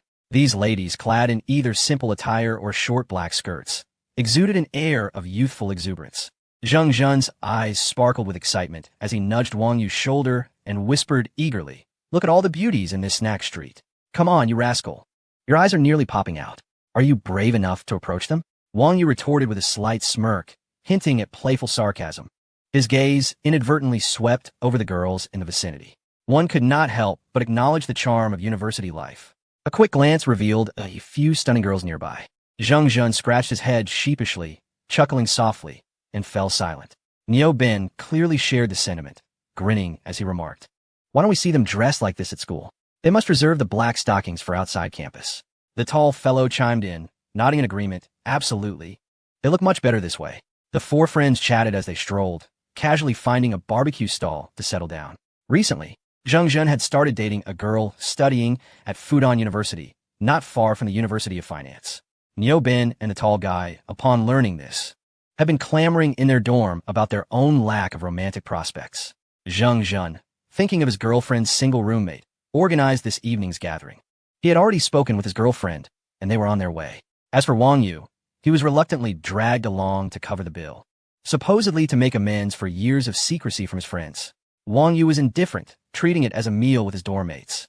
Although he had anticipated that after much deliberation, they would ultimately choose to dine at an outdoor barbecue stall. Chapter 170. Just a temporary boyfriend still absorbed in the excitement of the upcoming gathering, Niu Bin frequently glanced towards the entrance, wondering what Zheng Zhen's girlfriend's roommate might look like, secretly hoping she would take an interest in him. "I can't wait to see them," he murmured repeatedly. The tall fellow chuckled beside him, echoing, "Yes, me too. I'm curious as well." Just then, Zheng Zhen's phone buzzed again. He answered, and his smile broadened. "Are you almost here? Great, we'll be waiting at this barbecue stall." Minutes later, a group of vibrant young women approached from a distance. "Shiyun, over here." Zheng Zhen waved excitedly towards the girls. Niu Bin spotted the leading girl from afar. She was strikingly attractive, tall with fair skin, adorned in a fitted white floral dress and black stiletto sandals. Her graceful demeanor radiated a youthful charm as she was followed by two other girls, making their way towards them. As several individuals approached, Niu Bin's eyes sparkled with increasing brilliance. "Old Zheng, this beauty is quite something. She isn't your girlfriend, is she?" Upon hearing this, Wang Yu turned to look. The leading girl was indeed attractive, adorned in a white floral dress that revealed a pair of long, slender legs. Her exposed arms and legs glowed brilliantly in the air, captivating the gaze of onlookers. Wang Yu couldn't help but marvel. Truly, a fair complexion masks a multitude of flaws. The ancients were not mistaken. With a maximum appearance rating of 80, she had already ascended to the ranks of goddesses. With the aid of beauty filters online, who knows how many young hearts she would ensnare. Zheng Zhen shot Niu Bin a glare and said, "This is my girlfriend. Were your eyes wandering?" "What? This is your girlfriend?" Niu Bin exclaimed in astonishment, his eyes widening in disbelief, darting between Zheng Zhun and the girl as if to confirm whether Zheng Zhun was jesting. Old Zheng, please don't tease your brother. You of all people don't look like the type who could attract such a goddess. Niu Bin remarked, still in shock. If Wang Yu had such a beautiful girlfriend, Niu Bin wouldn't be so surprised. After all, Wang Yu was tall, handsome, and a wealthy second-generation heir. Having a stunning girlfriend would be entirely normal. However, Zheng Zhun was of similar appearance to him. Merely securing a girlfriend was already commendable, let alone one of such high beauty. Lin Shiyun, accompanied by her two roommates, approached them. Upon observing the disheveled and unsightly surroundings of the barbecue stall, she frowned, feeling quite displeased. After all her efforts to invite her roommates out for a meal, Zheng Zhun chose such a place. How could he be so shameless? This was a social gathering. Who comes to a barbecue stall? She hadn't visited one since her middle school days, and now her roommates were here, which only served to embarrass her in front of them. Lin Shiyun felt a wave of discomfort, her face heating up in embarrassment. Shiyun, you have another roommate? Zheng Zhun inquired, noting only the three of them. My mentor needed her assistance. She might arrive a bit later, Lin Shiyun replied flatly, her enthusiasm noticeably lacking. The large fellow scratched his head, intending to greet her with some light banter aimed at her roommates. However, as the words formed on his tongue, they became entangled. Blushing, he could only address Lin Shiyun awkwardly, sister-in-law. Among their group, they often refer to each other in familial terms. Their bond close enough to share a single pair of trousers. Thus, calling her sister-in-law seemed harmless. Little did he know this would only irritate Lin Shiyun further. What did you call me? Please refrain from such nonsense. Lin Shiyun retorted sharply. Her displeasure, already heightened by the unsatisfactory environment, now deepened, her brow furrowed tightly, and a clear annoyance flickered in her eyes. Zheng Zhun, scratching his nose in embarrassment, chuckled awkwardly. Just call me by my name. In truth, I'm merely her temporary boyfriend. Lin Shiyun replied coldly, you haven't passed my test yet, so don't go around making such claims. If people misunderstand, it would be quite troublesome. Upon hearing these words, Niu Bin was momentarily taken aback. He involuntarily exclaimed, what on earth? A boyfriend is a boyfriend. Is there such a thing as a temporary one? You city folks sure have your ways. We rural folk don't operate like that. Zheng Zhun, with a wry smile, shook his head and replied, it's a long story. I have yet to pass Shiyun's test. Wang Yu and the others exchanged glances, nearly bursting into laughter. Over the past few days, they had listened to Zheng Zhun boast about how stunning his girlfriend was and how perfect their relationship was, only to discover she was merely a temporary boyfriend. Suddenly, Jiang Wanwan, Shiyun's roommate, crossed her arms and approached with a mocking smile. Her sharp voice shattered the already awkward atmosphere. Oh, Shiyun, is this your flower protector? Choosing such a shabby place to eat. Don't you think you're lowering your standards? She cast a disdainful glance at Zheng Zhun and the others, filled with contempt. She had always envied Shiyun's beauty and the number of suitors she attracted, and now she had found her opportunity to mock her. Shiyun's expression grew increasingly grim. Biting her lip, a flicker of frustration flashed in her eyes, yet she remained at a loss for words, silently enduring the ridicule. Niu Bin, upon hearing this, felt a surge of displeasure. He stepped forward, furrowing his brow, and declared loudly, what do you mean by that? How does this barbecue stand lower the standards? The taste and enjoyment are what truly matter. Who cares about such pretentiousness? Upon hearing this, Jiang Wanwan reacted as if a cat had its tail stepped on. Our Shiyun is a goddess. She deserves to dine in upscale restaurants with the finest service. How can she settle for such a filthy place? Jiang Wanwan retorted, hands on her hips, her demeanor aggressive and unyielding, showing no regard for anyone's feelings. Wang Yu, unable to bear it any longer, interjected, we are all friends. The purpose of dining together is to enjoy each other's company. There is no need for such hostility. We chose this place with good intentions, hoping for a more relaxed atmosphere. If you truly dislike it here, we can certainly find another location. His words conveyed a measured stance while leaving room for compromise, hoping the other party would recognize their goodwill. However, Jiang Wanwan remained ungrateful, rolling her eyes and huffing. You men do not respect our feelings at all. It's all about your convenience. Without considering Shiyun's dignity, the tall fellow beside her, flustered and anxious, stammered, why you're being unreasonable? Why make things difficult for us? Su Xingyao gently tugged at Jiang Wanwan's hand and softly suggested, Wanwan, please don't be upset. It's rare for everyone to gather like this. I've been to this restaurant several times. The food is genuinely delightful, and the atmosphere is lively. I think it's quite nice. Let's take a seat, she said, her voice gentle like a spring breeze, attempting to disperse the lingering tension in the air. Jiang Wanwan was pulled along, her anger not yet fully abated. However, under Su Xingyao's gentle coaxing, she found it difficult to sustain her ire, merely muttering under her breath, "If it weren't for your sake, I wouldn't be here at all." Lin Shiyun cast a grateful glance towards Su Xingyao, her eyes brimming with appreciation. With a soft sigh, she addressed Zheng Zhun and the others. "I sincerely apologize. My roommate is merely looking out for me and may have spoken a bit too hastily.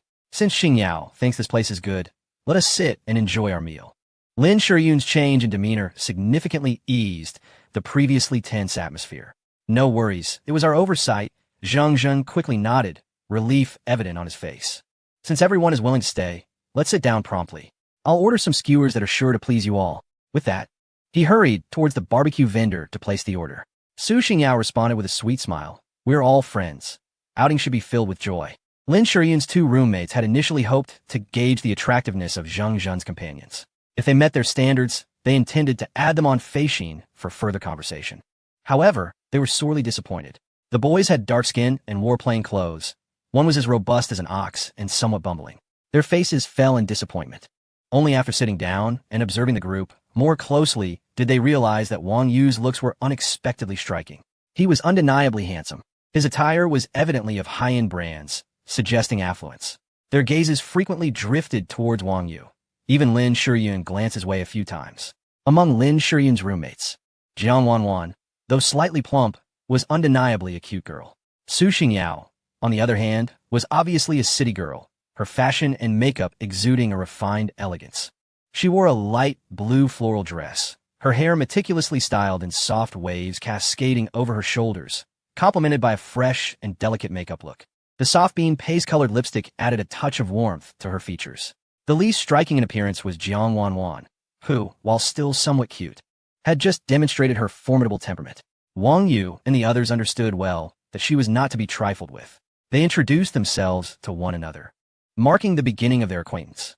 Jiang Wanwan, enchanted by Wang Yu's charm, felt a flutter in her heart, akin to a small rabbit hopping about, making it hard for her to contain her excitement. She surreptitiously tidied her hair and tugged at her pink shirt, striving to appear more attractive. Taking a deep breath, she plastered her sweetest smile and leaned towards Wang Yu, her voice tinged with a playful lilt. "Wang Yu, what is your major?" Wang Yu, responding politely to Jiang Wanwan's inquiry, replied, "Finance." After which, he turned back to continue his interrupted conversation with Niu Ben. Jiang Wanwan, having encountered a slight setback, remained undeterred. She cleared her throat lightly and spoke again. "Wow, a major in finance is truly impressive. You're bound to earn a fortune in the future. As for me, my field of study is rather mundane, leaving me feeling rather lost about my prospects." As she spoke, she absent-mindedly tucked a strand of hair behind her ear, her gaze fixed intently on Wang Yu, eagerly awaiting his response. However, Wang Yu merely responded with a nonchalant HM, his attention completely diverted from Jiang Wanwan. When Zheng Zhun returned with the menu, he sensed the awkwardness of the moment and smiled to ease the tension, saying, "Everyone has their own strengths, Wanwan. Don't underestimate yourself." Jiang Wanwan raised her glass for a toast, managing a forced smile as a token acknowledgement of Zheng Zhun's words. Yet her mind remained solely on Wang Yu. Biting her lip, her eyes darted playfully. "By the way, Wang Yu, with your good looks, you must have a girlfriend, right?" Wang Yu frowned slightly, feeling a bit helpless at Jiang Wanwan's persistent inquiry. He placed his glass down calmly and replied, "I do." In an instant, Jiang Wanwan's expression soured, her face alternating between pale and flushed. The hopeful glimmer in her eyes vanished, replaced by a palpable sense of resentment and frustration. With a heavy thud, she slammed her glass onto the table, drawing the attention of everyone present. Today us boys don't even know what they truly want. They think finding a girlfriend is the end of all problems, oblivious to whether it can last in the long run. Jiang Wanwan continued, her tone dripping with sarcasm, her gaze occasionally flicking towards Wang Yu as if deliberately speaking for his benefit. Take Shiyun and Zheng Zhun, for instance. Shiyun possesses such admirable qualities, pursued by numerous wealthy suitors, yet she settles for an ordinary Zheng Zhun. A mocking smile crept onto Jiang Wanwan's lips as she continued. Anyone can sweet-talk during courtship, but when it comes to marriage, the mundane realities of life finances, daily needs become paramount. How can Zheng Zhen, not from a wealthy family, ensure Shiyun's happiness?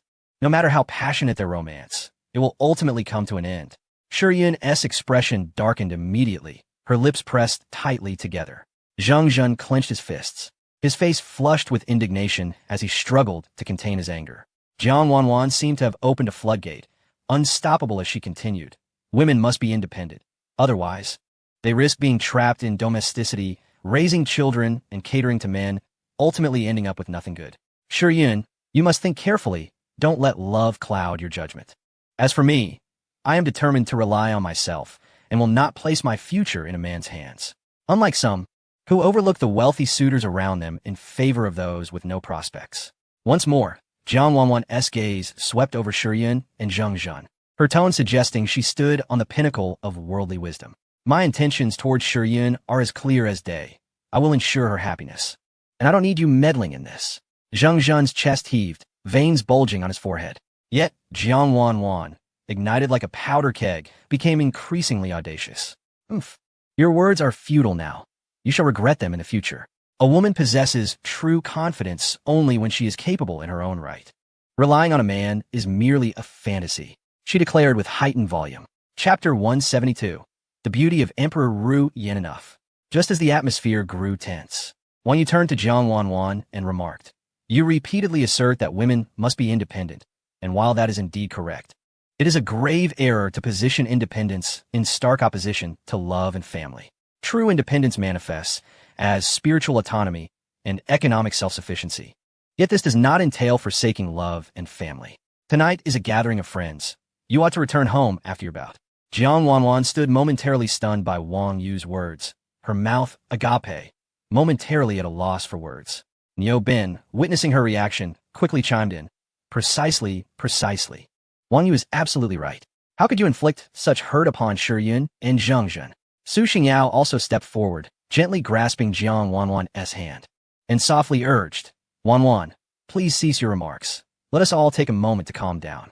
The clamor of the snack street surged like a tide, with various calls and laughter intertwining harmoniously. Yet, within this small circle, the atmosphere had chilled to the utmost. The smoke from the barbecue stall rose freely, and the aroma of grilled skewers wafted through the air, yet could not dispel the rift among them. Hey, there you are. I've finally found you. Suddenly, a distinctive voice pierced through the crowd. Everyone turned in the direction of the sound.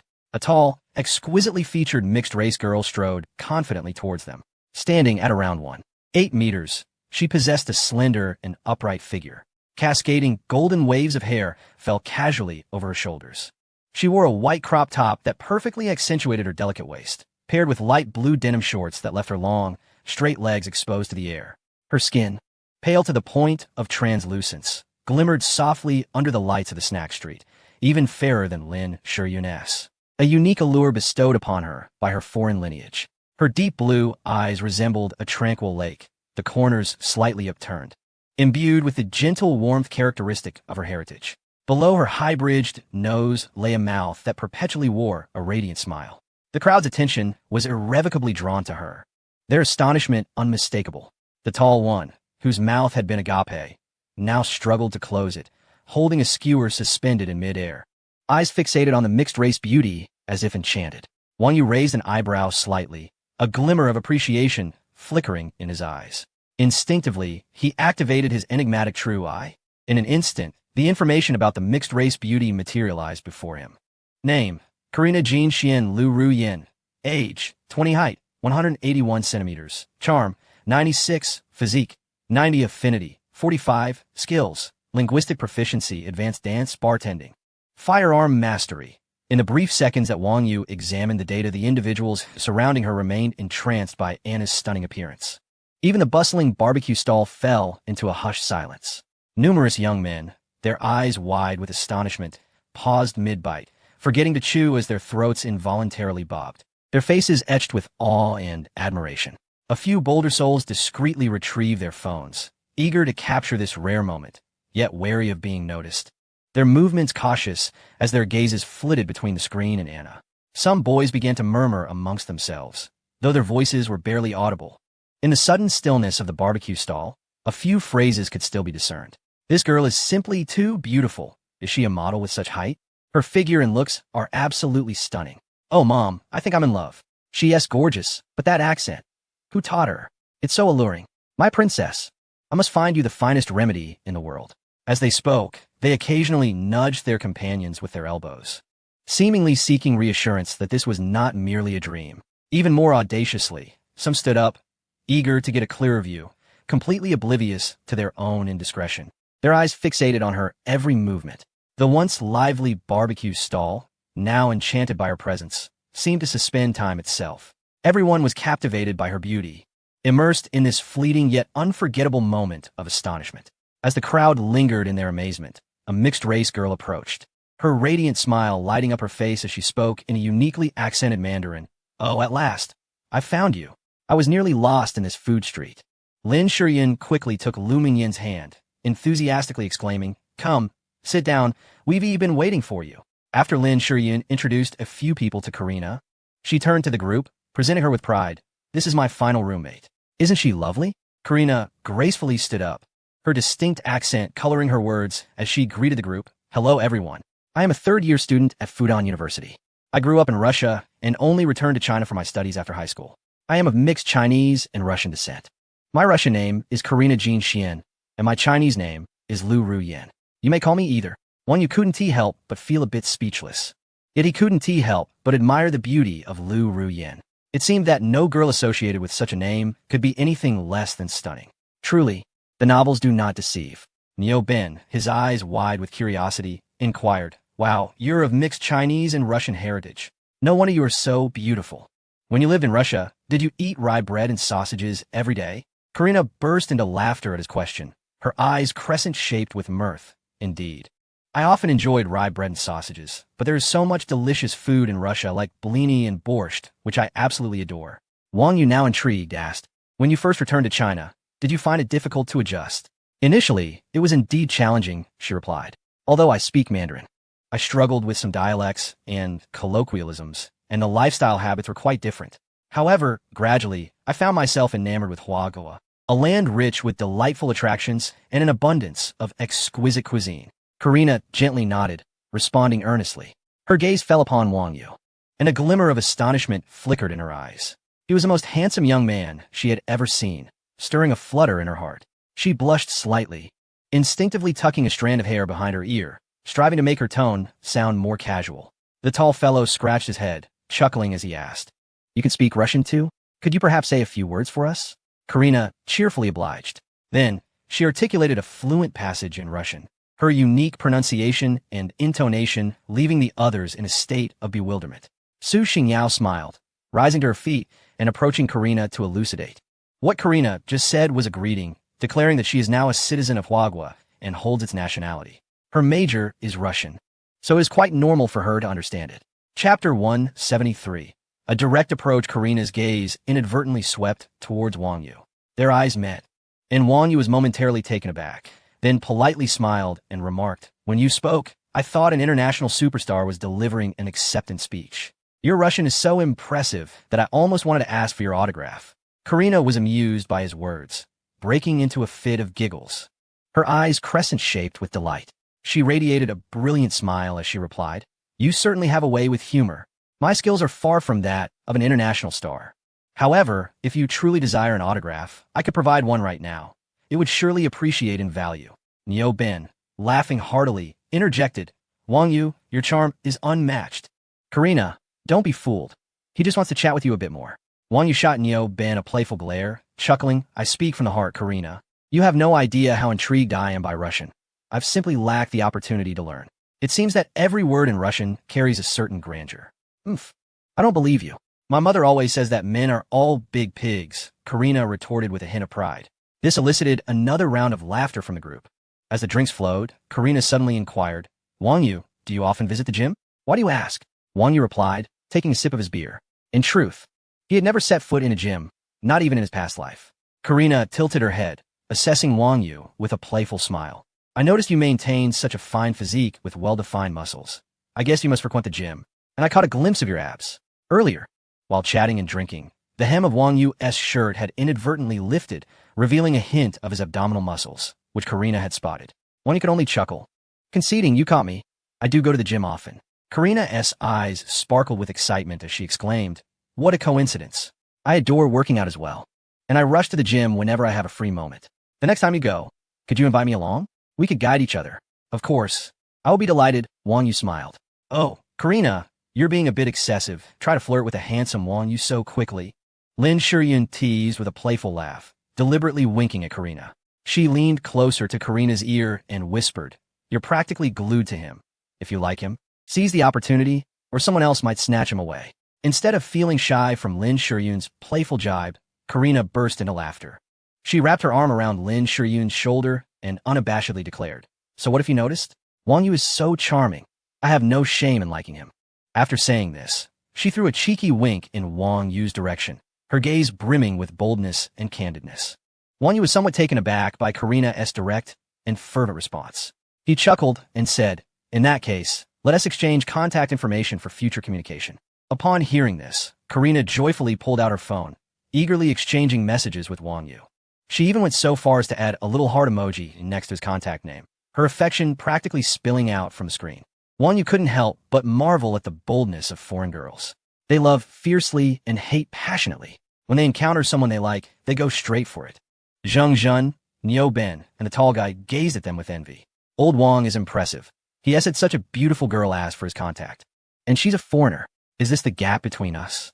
Wang Yu is tall, wealthy, and handsome. If they were girls, they would surely like him too. As the two exchanged contacts, Jiang Wanwan, who had been quietly observing from the corner, felt a flicker of jealousy and resentment. She snorted softly, stood up, and deliberately raised her voice, saying, some people really know how to show off. It's just exchanging contact information and arranging a workout. But it feels like they're about to start a romance. Who knows if he is truly that charming? Her words dampened the previously lively atmosphere, and everyone awkwardly turned to look at Jiang Wanwan. Karina, however, remained unfazed. She turned her head, a confident smile gracing her lips, and replied to Jiang Wanwan, if you like someone, you should express it. Hiding your feelings is rather pointless. Besides, we're merely having a normal conversation. If you're interested, you're welcome to join us. You're not jealous of me adding Wang Yu, are you? Jealous of you? What a joke. Jiang Wanwan flushed with anger at Karina's words, a mix of white and red crossing her face. With a haughty snort, she retorted, I can add whoever I want. I wouldn't care less about this trivial matter. It's just that you're being so forward in public. You're not afraid of losing face. Wang Yu is merely a bit handsome, and you're so eager to attach yourself to him. I wonder what you expect to gain. With a dismissive glance toward Wang Yu, she added disdainfully, perhaps he thinks you're too frivolous but is just too polite to refuse. Unlike you, I do not greet every individual with unreserved enthusiasm, nor do I fail to assess my own worth. Jiang Wanwan articulated her thoughts in one breath, as if releasing pent-up frustration, her nostrils slightly flaring, defiantly gazing at Karina.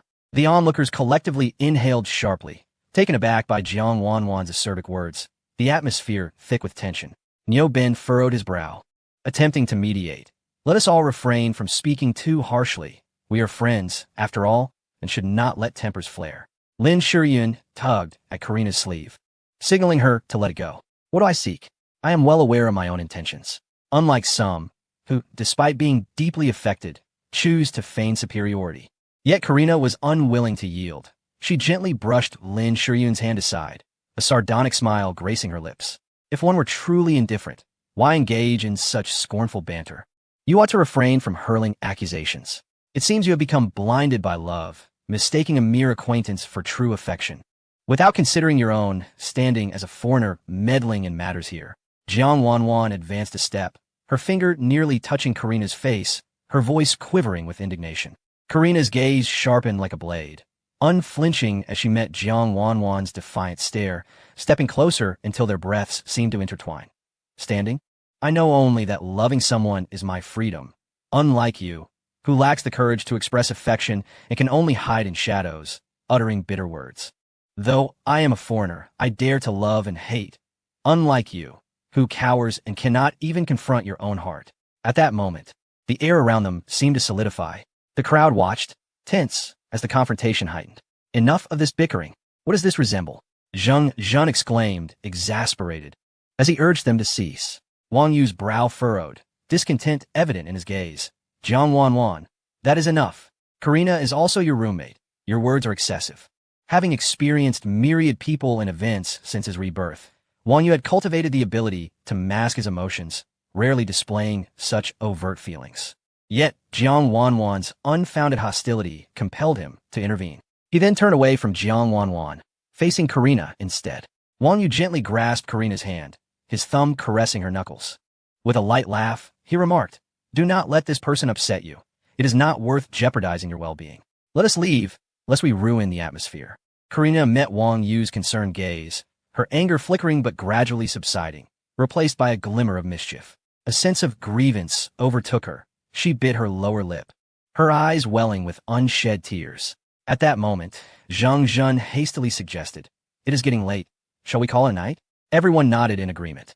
"We shall reconvene another day." Wang Yu addressed Zhang Zhen and the others. Wang Yu released Karina's hand and approached the barbecue stall owner to settle the bill. The owner's fingers danced rapidly across the calculator, swiftly arriving at the total, 3,500 yuan. Wang Yu's expression remained serene, devoid of hesitation as he retrieved his phone to make the payment, executing the action seamlessly. The payment was successful. After settling the bill, Wang Yu returned to Karina's side.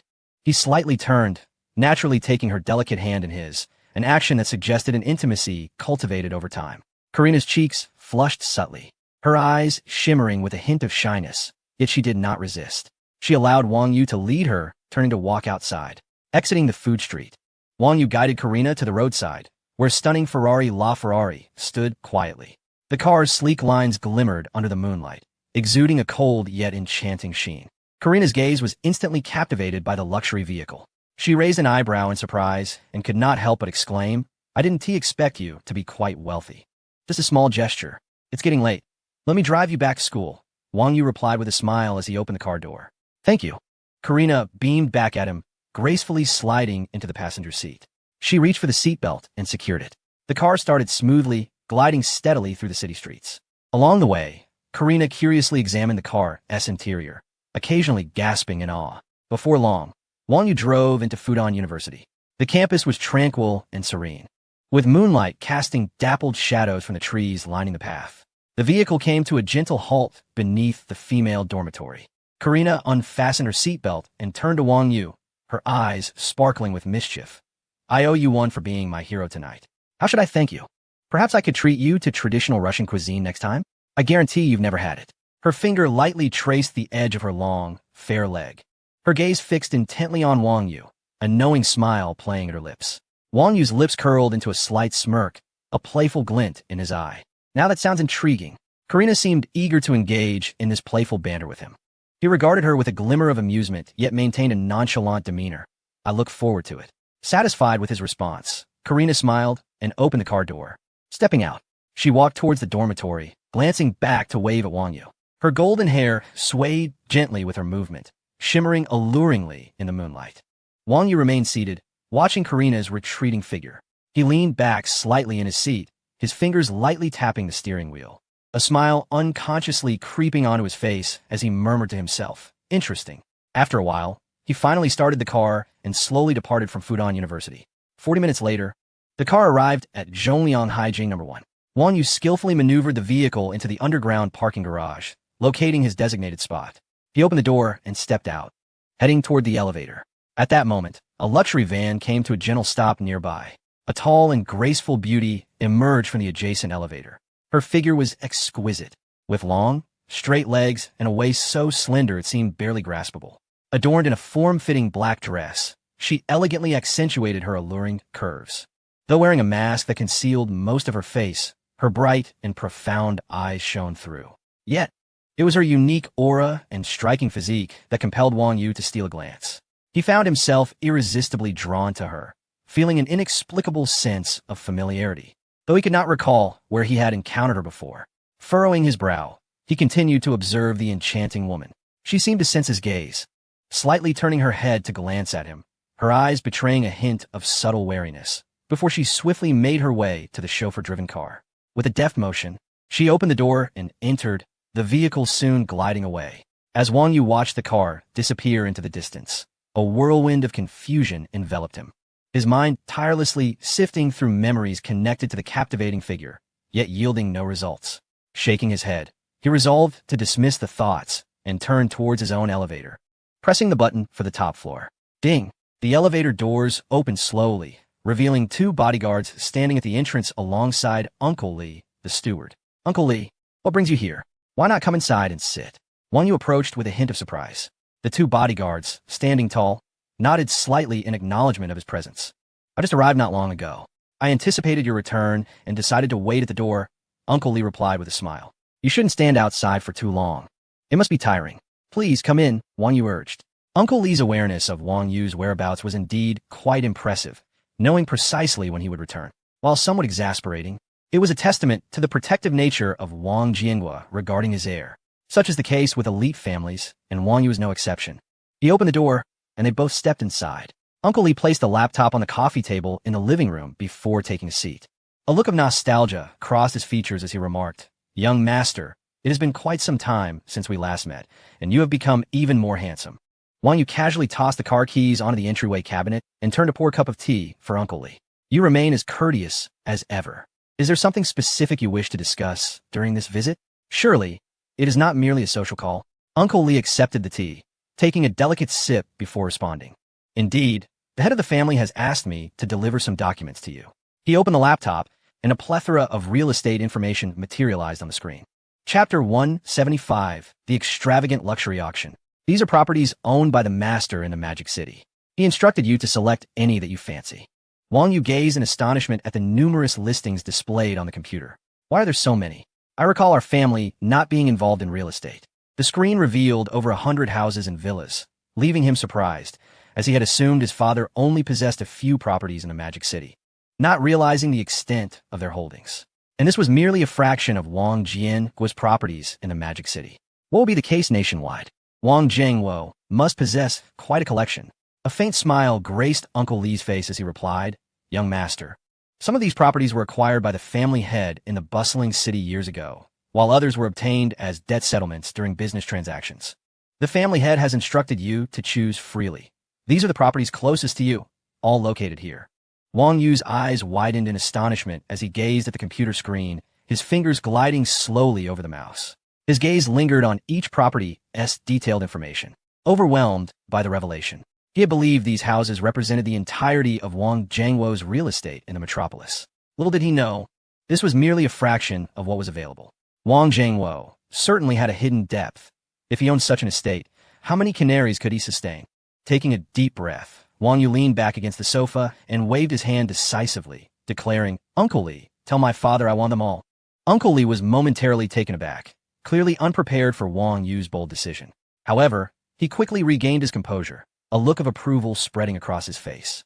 Young master, your audacity truly reflects the spirit of the family head in his prime.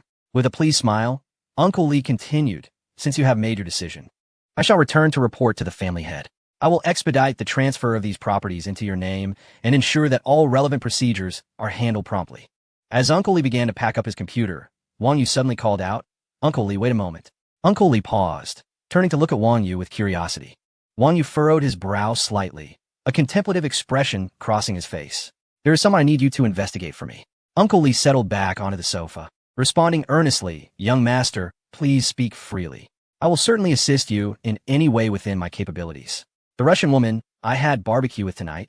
I need you to check if there are any issues, Wang Yu stated as he set down his teacup. Understanding dawned on Uncle Lee. He couldn't help but admire Wang Yu's perceptiveness. Despite his seemingly carefree demeanor, he was indeed quite astute, remaining cautious even about the Russian classmate with whom he had dined. Uncle Lee nodded with sincerity. Young master, it is noteworthy that as soon as you interacted with this Russian girl, our subordinates reported to the family head. He has already instructed them to investigate her background, and it appears she poses no concerns. Both her parents are respectable individuals engaged in ordinary work in Russia, and her family background is clean. She is studying here in China, and her conduct at school has been normal, maintaining good relations with her classmates. Pausing for a moment, a look of satisfaction crossed Uncle Lee's face as he added, Young master, it is impressive to see your meticulous nature. Being vigilant is always wise. The family head would undoubtedly take pride in your prudence. Wang Yu raised an eyebrow, a subtle smile gracing his lips. It seems my father is quite considerate. A beautiful girl from a foreign land approaching him without any forewarning inevitably stirred doubts within Wang Yu, making it challenging for him to fully lower his guard. The world is indeed enigmatic, and it is always prudent to remain vigilant. A smile of satisfaction grew increasingly prominent on Uncle Lee's face as he slightly straightened his back and gazed at Wang Yu, his eyes brimming with admiration. Young master, your thoughtful consideration ensures that your future endeavors will surely be more stable. Since you have no further instructions, I shall return to report to the family head. Wang Yu rose, personally escorting Uncle Lee to the door, saying, Uncle Lee, I am immensely grateful for your